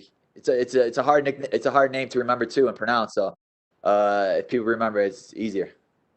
Gotcha. Talking about Leon Edwards, I think the general consensus, he's not the flashiest guy, but he's been so successful. What do you think it is about his game that just is such a problem for so many guys? He's very consistent. He does the right things good, and he knows how to win. That's the biggest thing that he knows how to do. Whether it's by decision, submission, or knockouts, like he knows what to do to get the win, and he doesn't go out of his lane. So like he's not gonna sit there and throw capoeira kicks or anything crazy like that. He just stays consistent with what he does, and in this game, simple wins. Simple, like Henry Hoof says, keep it simple, stupid. Like those guys that do the right things good, those are the ones that continue to win and become champions. My final question, when I talk to people, a lot of the hardcore fans about this fight, they're always like, it's a battle of two of the nice guys in the welterweight division. You've done all the right things and you're ready for your breakthrough. Obviously, he's been through a lot. For fans who are torn about, man, I don't know who I want to see win this Saturday, what would you say to them? Because it feels like you both have a lot of goodwill going for you guys going into this one. Yeah, there's not no bad blood or anything like that, but like I always say, man, whenever I'm fighting, you should always be rooting for me because I'm the way better guy, the way nicer guy, and I'm a lot funnier than him. And I just have a better personality. Like, who doesn't want to see the funny guy win? But no, like in the end, like I feel like this is gonna be a great fight, and the better man that's gonna come out winning is gonna be the one that's gonna take off next. That's ones that this is a huge fight because the guy who wins this, their life's gonna change because Dana White already promised a title fight to him if he wins spectacularly. So if I win, I'm gonna get that title fight. I'm gonna take that title fight, and then all the people that were torn between me or him, they're all gonna be jumping on this bandwagon. Yeah, I hear you. Belal, thank you for your time and good luck. Thank you. We'll take our next set of questions from Damon Morgan with MMA Fighting. Hey, Belal. I know this fight came together in large part because you were willing to take this fight, whereas some other guys weren't. I don't know the particulars around why Colby Covington isn't in this fight. I know Leon had some things to say about him. I know you're not Colby's biggest fan, but what do you say about guys, like yourself, willing to step into an opportunity like this? Because at the end of the day, Leon is the number 3 ranked guy in the division on an 8-fight win streak. I mean, obviously this is a risk for you doing it on short notice, but do you think more guys should be willing to take these opportunities? Yeah, I mean, in the end, like we're prize fighters. These guys don't. These guys are forgetting about that, man. When you're sitting there on the smaller circuits and you were dreamed about making it to the UFC, that was your goal, is to make it to the UFC. You took any fight that was in front of you. You're willing to fight anybody, and you're sitting there fighting for peanuts. Now that you're in the UFC, you're getting a little more money. Like you're forgetting what you were in this game for from the beginning, to be the best, to be the champion. And to be the best, you have to beat the best, and you have to fight the best guys, all the best guys. Everybody's nowadays, they're sitting there picking and choosing who they want to fight, the right move, the right mode, right guy to take, the right timing to take the fight. For me, I could beat anybody in this division. I know I'm good enough to beat anybody in this division. I know I could be a champion in this division. So that's why I'm willing to say yes to anybody, because I'm not afraid of fighting anybody. Do you think, beyond the short notice factor here, that do you wish that would be, in terms of like the matchmaking, that you would get see these kind of opportunities come along more often, like they were going to do with, Hamzat had a lot of hype around him, and so they gave him a chance to fight a guy like Leon Edwards. But we do hear a lot of the guys ranked maybe 7, 8, 9 in the divisions, they get kind of angry because it seems like a lot of the top 5 guys don't want to fight them. Yeah, like that's why I said, like even like with Hamzat, where people were so mad that he got the opportunity, but it's about riding the wave. It's about momentum in this game. It's about what you've done for me lately. And he was on a 3-fight winning streak, so obviously the UFC is going to push that. For me, I just fought, so this fight makes sense because they're going to want to push it. So if I beat him, they're going to want to push it again. Like you saw last year with Gilbert Burns. He came into the division, won 3 quick fights in a row, and bam, he got the title fight. Because it's about the right timing and the right stage, and your life could change. And guys like that, guys like Masvidal, who've been in this game for so long, 10, 15 years, and it all just started clicking a couple of years ago just off of a big win from Darren Till, big win from Ben Askren, and then now he's one of the biggest stars in the game. And it's about just staying active, staying in the fans' eyes, and just being that guy that people want to see. So, like, after I win this weekend, they're going to be like, yo, let him turn around again next month. And if they do, I'm gonna be willing to do that because, God willing, I'm healthy. I'm willing to fight because you don't know what's going to happen tomorrow. You don't know if you're going to be injured. You don't know if you're going to be sick. You don't know what's going to come tomorrow. So I'm going to take advantage of my health and opportunity today. I know there was one disappointing part about this fight for you, Belal. It's the fact that, Lewis Taylor can't be in your corner this weekend, but you've been a bit of a nomad with your training. Obviously, you trained at Rufus, you trained in Chicago, you trained a lot of different places. Does that help you with this fight? I mean, obviously, it's disappointing not to have your coach there, but you have worked with a lot of different people. Obviously, you have a lot of different support. Does that help you going into this? That even though he's not going to be there, you got other people who can be there for you this weekend. Yeah, of course. He's my right hand man. I love death, but like you said, like I go to a bunch of different gyms. I like getting different looks, learning from some of the best coaches in the world, and just because of the person I am, like respectful, and coaches respect me, they allow me to come to the gym. I've trained and I've learned from some of the best coaches in the world, and that's what I feel my game keeps evolving because I see what these good gyms are doing, these great gyms are doing. I'm learning from him. I'm learning from him. I'm learning from him. So it's like I'm not just, oh crap, I lost Lou. What do I do now? He was my savior. I need this, or mentally I'm weak. I'm mentally the strongest fighter in this division. So this is just another hurdle I got to cross, and the only thing that matters is winning this fight, and he knows that too. So, like, even with me, he's messaging me every day, like, we got the goal. The goal's in front of us. That's all we're worried about. Nothing else matters. These little hurdles, these little ups and downs. Oh, man, we got to do all this extra media. We had to come early. We had to do this. Those are all part of the story that it's going to be, in the end, a great victory for me. Going into this fight, I'm sure you heard yesterday Dana White said, with an impressive win, Leon Edwards, will get a title shot. Obviously, this is your chance to steal that away from him. I know you're not necessarily calling for the title shot with just this win, but do you feel like that's the biggest part about this fight is kind of stealing the momentum, stealing the spot that he has?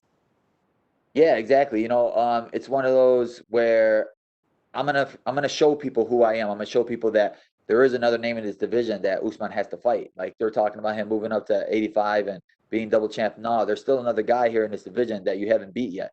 He's already beaten Leon, so I understand him not really wanting to do that again, take that fight again. So like once I beat Leon, I'm right there at number 3, and that's new fresh blood in the division. He's beating all them top 5 guys, maybe except for Wonder Boy, but now it's just another fresh name, fresh blood, and fresh personality in that top 5. Last one for me, Belal. Obviously, there's a lot of firsts, a lot of opportunities for you in this fight. We saw the fight poster that came out. I'm not quite sure it was up to the par of the one you made with Paul Felder. So I'm kind of curious, did you give them any advice on your future fight poster, see if they could try to up their level to kind of match what you've done? Yeah, I sent them some examples of what they should be doing. They could have given me a better look. My other side is my better side. But after I win this fight, that's when all that extra stuff will come. When I get that title fight, then they're going to start realizing that, all right, now we have to start paying more attention to them. I'm not going to be driving in minivans no more. They're going to start letting the limousine come with me a little week earlier. It's going to be cool. Thanks, Belal. We'll take our next set of questions from Cote Cruz with For the Win MMA. Hi, Belal. How you doing? Good. How you doing? I'm doing fantastic, man. Thank you for being here with us. This is a fight a lot of people was linked to. And it was a bit of a surprise to see the announcement when you were there. You were basically doing back-to-back fights right now. Can you share with us how this came to be and how you've approached this opportunity? I was just coming off the win with Diego Lima. Went home, was relaxed for a little bit, iced a couple of bruises, and I'm sitting on the couch, bored, trying to find something to watch on TV. Got nothing to watch, got nothing to do. My coach is not letting me come to the gym because I'm one of those. I was ready to go back to the gym right away. I wanted to train. That's what I love to do. I don't have no hobbies. My only hobby is fighting. So I wanted to get right back in the gym. My coach said, "No, relax, take a couple of breaks." And then all of a sudden, I got the call from my manager, like, "Hey, how you feeling, brother? You good? What do you think about Leon?" And I was like, "If they're asking, I want it. Like, give me that fight. I want that fight. I thought it was gonna be. I thought they were doing Kobe and Leon, but then when I found out that Kobe said no, I'm like, dude, throw me in there. This is the opportunity that guys wait for their whole lives for, to be on a ESPN main event, to headline a card. Like, there was no second guessing it. There was no thinking about it. There was no asking anybody else's opinion. It was like, let's go, book this fight, because my life could change from this fight. And I was healthy enough to fight. I was coming off of a big win. I was in great condition already. I didn't have to do anything else. I didn't have to go through a long camp. Shorter camps, short notice fights are a lot easier because you don't have to stress about it. I don't have to sit there and watch tape of Leon Edwards and overthink the process. I could just let my instincts do the process for me. Well, you've said that you don't watch that much of a tape and you go by gut when it's time to do battle. What's your gut telling you right now about Leon Edwards? My gut's telling me that I'm going to finish him. It's a 5-round fight. I usually break guys in 3 rounds, and you're going to give me an extra 10 minutes. So that's where I'm going to flourish. My last, I've done 1 5-round fight in my life, and I finished the guy in the 4th round. So Leon has never fought anybody like me. He's never had a guy in his face all 5 rounds. So it's going to be one of those things that he hasn't felt in a while. It's been 600 days since he's fought. So it's going to be a rough night for him.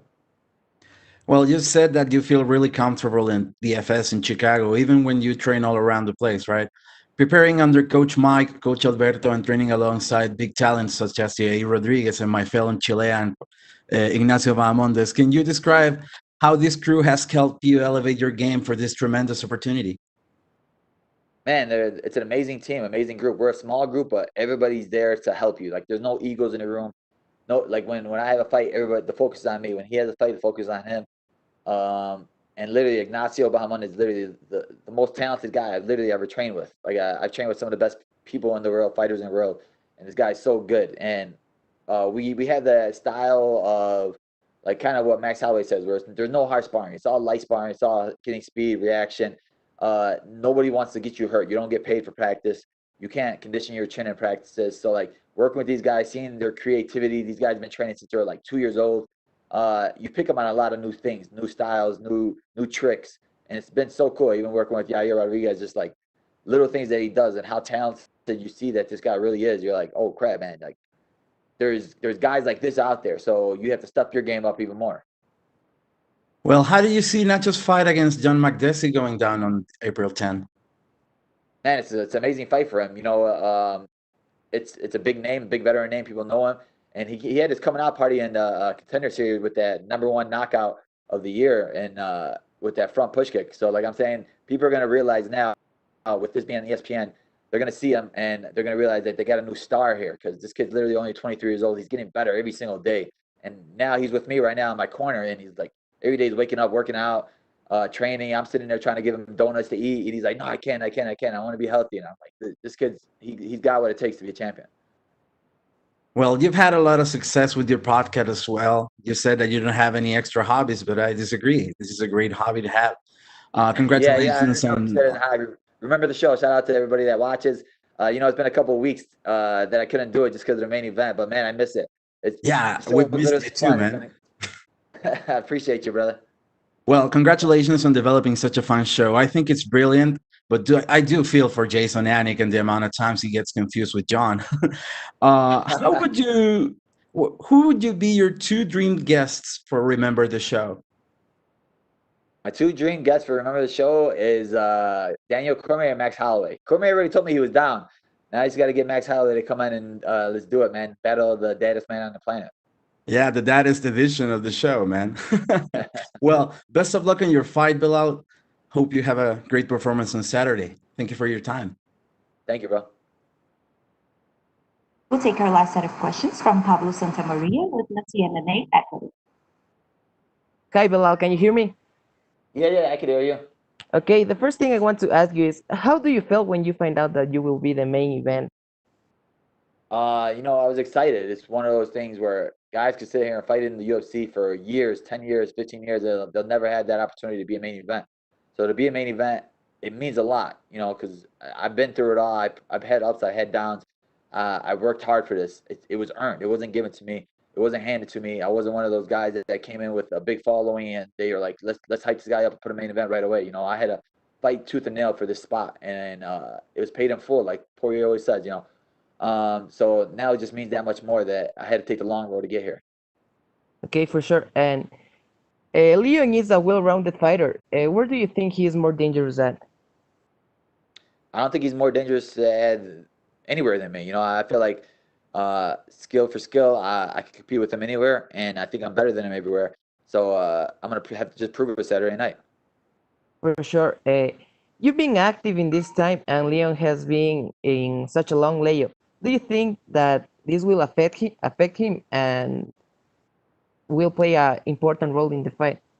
Yeah, this is gonna play a huge role in the fight. He's been out for 600 days. He could say I sparred, I did this, but there's no other feeling like cage time. Cage time, there's nothing else like it. When you're fighting with 4-ounce gloves, and you have a guy in there trying to kill you. That's a once in a lifetime feeling. So you can't feel that, and the only way you can feel that is on that day. So we'll see how he reacts, how his body reacts, and for me, it's just gonna be like another day in the office for me, just because I was just here. So it's like I'm on the playground, it's recess, and I'm about to go beat up the bully. For sure. And you posted on Instagram a photo with Khabib and saying that he advised you. What advice give you, Khabib? The advice that Khabib told me is, I'm not gonna tell you what he told me, but I'll tell you what he told me. He's just a great champion. It's just an honor for him. Like, he's so humble that he will speak to me, and you expect him to not be that type of guy, but dude's so good, man. And the advice he gave me was amazing. It was huge, just to know that a champion like him respects you and watches you and knows your style. It was just amazing. Okay, and the last thing for me is, what's your prediction for the fight? Prediction for the fight is Bully wins. I'm gonna finish him. I'm gonna take this title fight, and I'm gonna end 2021 as a champion. Okay, thank you very much for your time, Belal, and good luck on the fight. Thank you, guys. That's all the time we have for you today, Belal. Thank you. All right, thank you.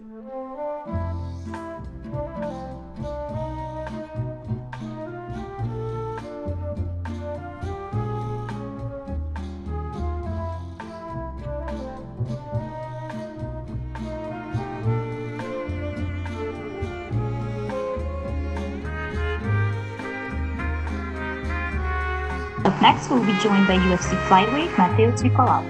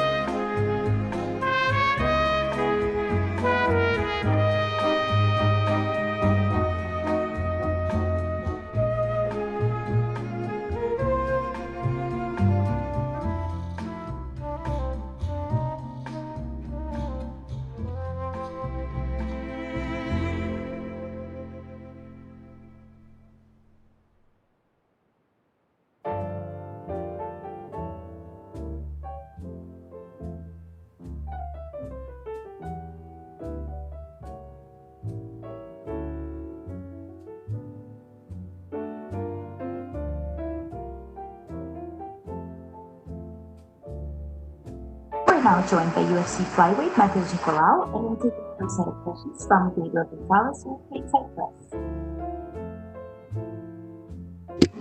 Hello, how are you? Good.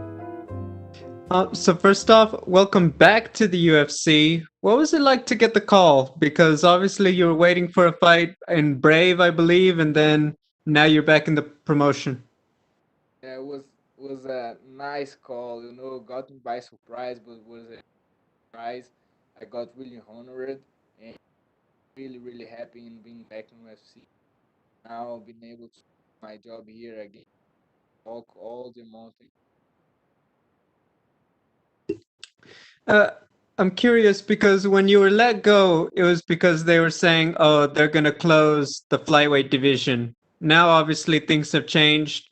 Do you give one fighter any credit? Do you believe, oh, Henry Cejudo saved the flyweight division? Do you believe it was all the guys who were still here? Who do you give credit for keeping 125 in UFC? Yeah, we can deny that what Henry did was something that really makes the flyweight alive. His victory against Dillashaw and then his other victories in the bantamweight division, I think was a good message that we have really, really good fighters in the flyweight division. And of course, all the other flyweight fighters, especially right now, UFC have been contact a lot of good fighters, and you can watch a lot of great fightings happen here in the flyweight division. But for sure, I think the Henry Cejudo needs all the credit for flyweight division. My next question, just for yourself, for people who have not been watching you since you left, how have you changed and grown as a fighter, in your opinion? I think everything that happened, I'm leaving the UFC and all the fights that I've done outside of the UFC and all the effort, all the training that I put day by day until being back here, make me a better fighter, and I want to show that on Saturday night. My final question, what are your thoughts on Manel as an opponent? He's a great opponent, really dangerous. He got nice finishes, good submissions, and good outs. But he is the type of challenge that I want in life. I think he's the type of challenge that will put me on the top of division. That's my goal, and that's what I want. That's what I'm going to top of division. And that walk starts again. Manel Kape right now, Thank you, Matheus, and good luck. sir. We'll take our next set of questions from Gavin Porter with UFC.com. So, since we saw you last from UFC, what have you learned most about yourself mentally? I think I've grown. That's a natural thing in life as you living and growing. Everything that happened, being kicked out of the UFC that way, too, and now I think I'm even more prepared to all the challenges that I will have ahead of me.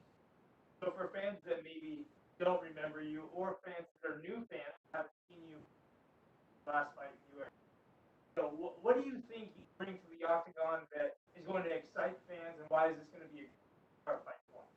I think I always put great fights to watch. Always exciting fights. Uh, Train a lot, man. I give my best every day, and I think I'm a well-rounded fighter. I know how to fight on the ground. I know how to fight pretty well standing up. All my UFC fights, I always have great feedback from the media, from the fans, and this time will not be different. 100% prepared to put on a show and get that victory. Last one for me. You have an opponent, like you said, you like this type of challenge, and does that make you more excited for a fight? Because I know, well, he wasn't the initial opponent, correct? And then it ended up becoming your. Does that make you more excited for this fight, fighting someone with such a big? Yeah, for sure. I think Tagir is a big name as well. I was really excited with him.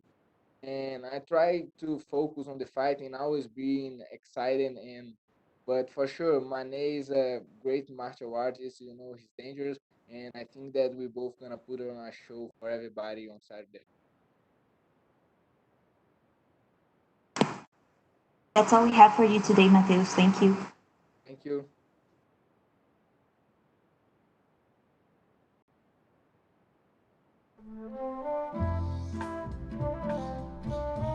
Up next, we'll be joined by UFC bantamweight Davey Grant.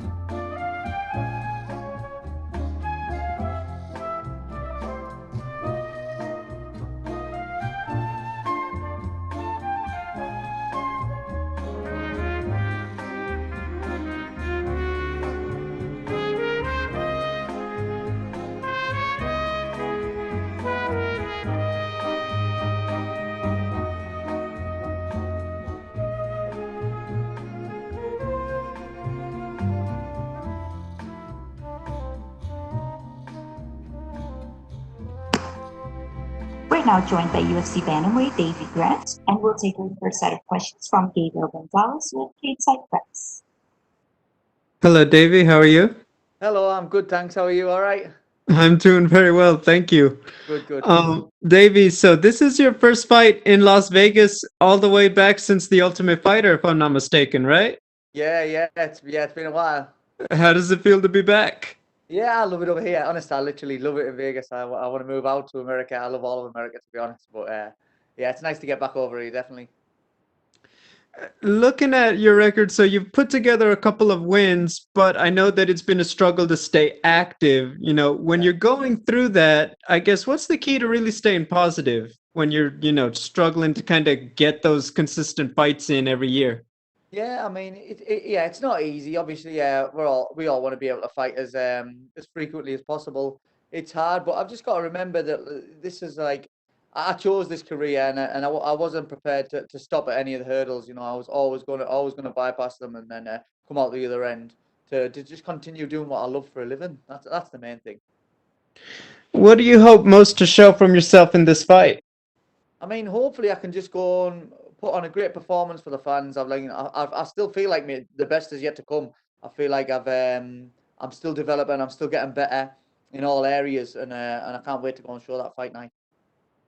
My final question, just what are your thoughts on Jonathan as an opponent and what he brings to the table?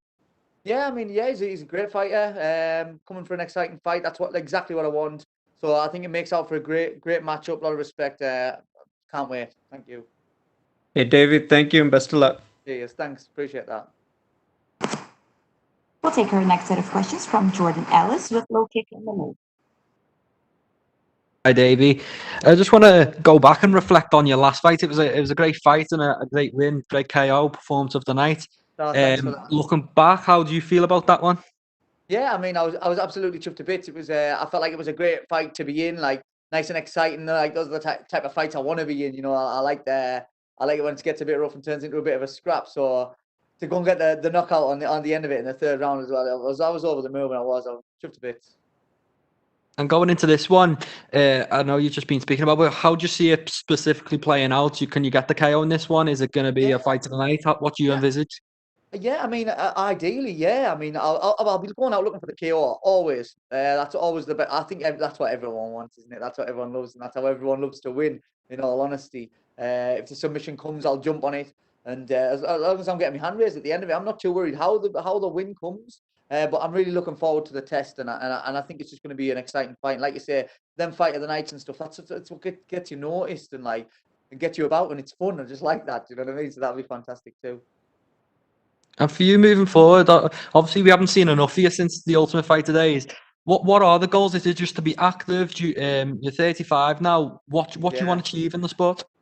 Yeah, I mean, ideally, obviously, I want the title shot. You know, it's like I want to get into the top 15. Hopefully by the end of the year. I think I've got if I go and win this one, then I've got like 3 wins in a row. So I think I maybe deserve one of the guys in the top 15, and then that's when you can start knocking on the door. And obviously, yeah, I'm 35, so time's not exactly on my side, but I still feel like I'm at the best I've ever been, and I'm still getting better. So this is a massive year for me. Finally getting some like sort of frequent fights and getting a bit of momentum behind me, and yeah, just looking forward to this. Well, good luck with it, mate. Can't wait to watch. Excellent. Thank you very much. Cheers. We'll take our next set of questions from Abdul Ahad Patel with MMA UK. Hi, Davey. How you doing, mate? Hello, mate. You all right? Yeah, not too bad. Dave, I wanted to ask you in regards to your current sort of record.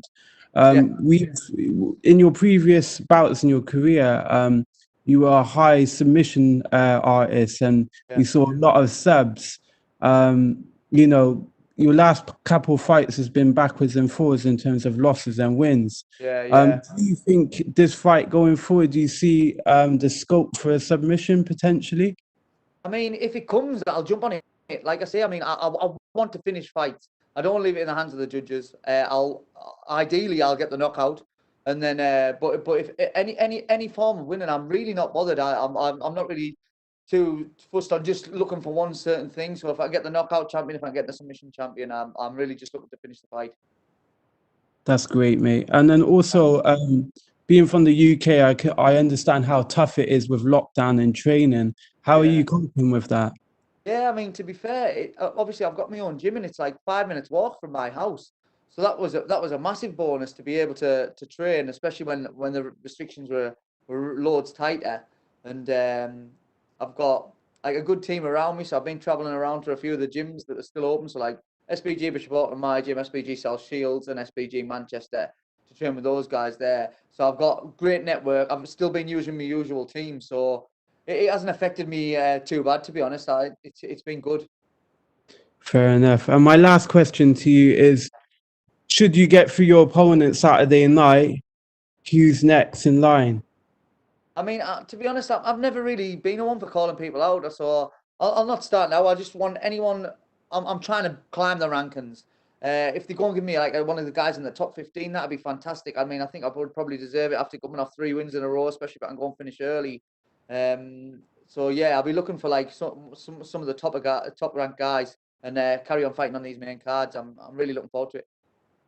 Great stuff. Best of luck Saturday, Dave. Thank you very much. I appreciate that. Cheers. Hello, mate. Bye. We'll take our last set of questions from Gavin Porter with UFC.com. Oh, sorry, Gavin. Yeah. So this is a card that's trending really well in the UK. You have Darren Stewart and Leon fighting on this card as well. When you guys have a presence like this on the card, how exciting what excitement you're generating on social media and people back home? Yeah, I mean, to be fair, it's nice to see, everyone in England, they all seem to get back behind the home fighters. It's really nice to see. It's nice to know you got that sort of support network behind you. And I mean, the town I'm from, it's tiny. It's just a little place called Bishop Auckland. It's like not one of the big cities or anything like that where you can get like loads of following easily because people are going to connect with you because of where you come from. But they do fantastic. And I've always got some massive support from everyone in my town. I can't thank them enough. Yeah, and you're fighting a guy in Jonathan Martinez who's on a 2-fight win streak, just like yourself. Yeah. It feels like it's been a long 2-fight win streak for you with the layoffs in between. How excited are you to just build on that and get the 3 and 4 and 5? Yeah, I mean that's always been like my dream, getting to the UFC, and it's been a bit anticlimactic because of just like a few stops and starts through the injuries and stuff like that. But I'm finally training with the right guys at the right places at the right times, doing the right stuff. I feel like I've got the perfect recipe now, and I can feel myself getting better and better every day and every fight. And honestly, there's going to be loads more to come from me. Last one for me. Walk away from the on Saturday with the win. Yeah. What did you do to make sure you get that victory? What are your keys? Without a game plan, but what are your keys that you have to accomplish that one? I mean, I'll go in there and I'm just gonna enjoy it. I'm just gonna enjoy it, fight my fight. I know that on my day I can be too much for anyone, so I just need to implement that and just have fun in the process. Thanks very much. Cheers. That's all we have for you today, Davey. Thank you. Thank you very much.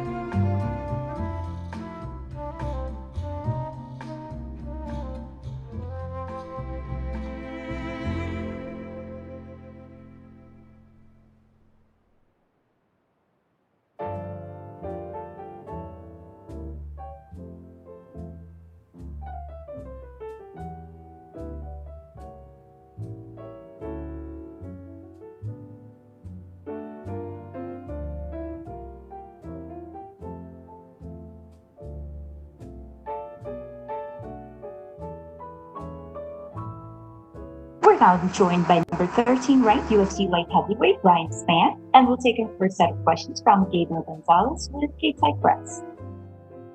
Hey Ryan, how are you? What's going on? I'm good, man. So obviously last fight, man, that was such a wild one for as long as it lasted. I was wondering just when you got done with that one and you went back to the gym, what did you take most from that fight and what you would have done differently? Not go to sleep in the middle of it.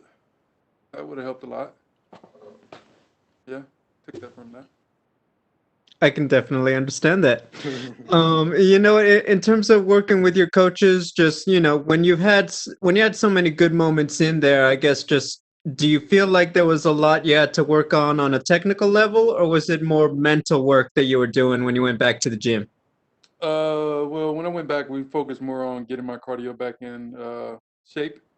We had some things to deal with outside, so it's a lot of mental work too. But we work on all the aspects as far as physical, skill, and mental.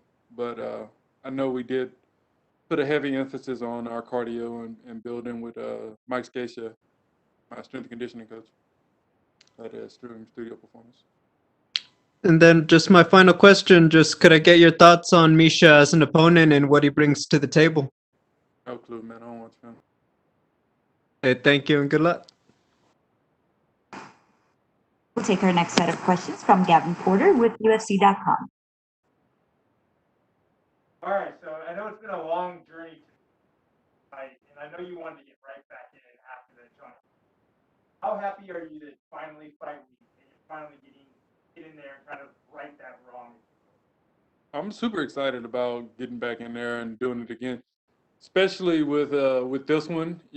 We've scheduled Misha before and had some things happen where it fell through, and a couple times where it wasn't accepted, like a while ago. And he went and he was cornering Johnny, so it's a sweet little deal to get him for this one. He mentioned on this call earlier more of the 205 matchup versus some of the other lopsided ones. You guys are two of the more well-rounded guys in the top 15. You're in the co-main event slot on this fight. Do you think this is a big fight, an important fight of the light heavyweight? Oh, for sure.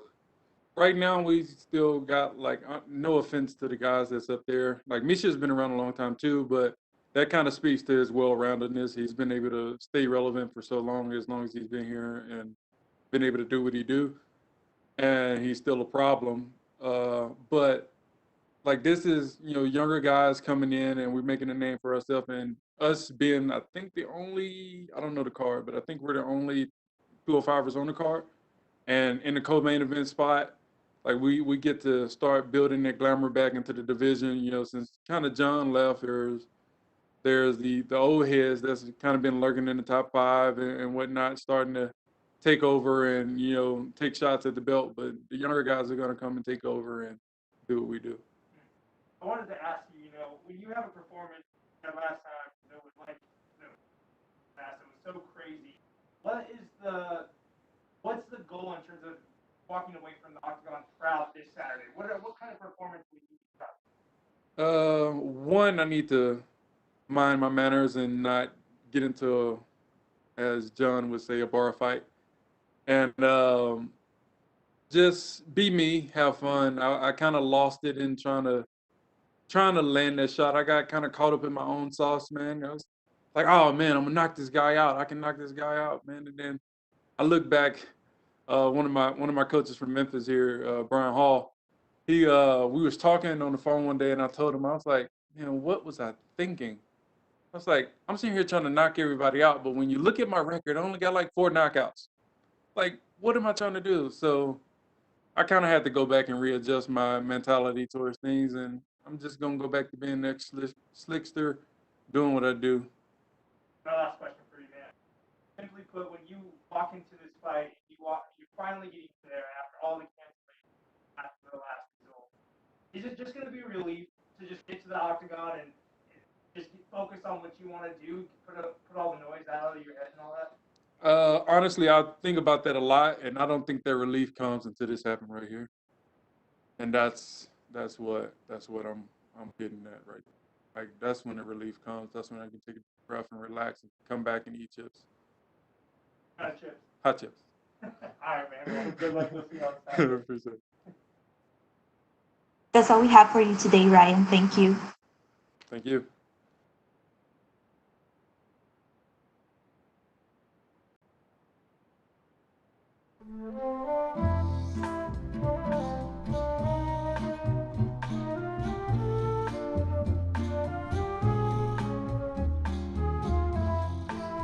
This concludes the UFC Fight Night Edwards versus Muhammad virtual media day. We would like to thank everyone for joining today's event.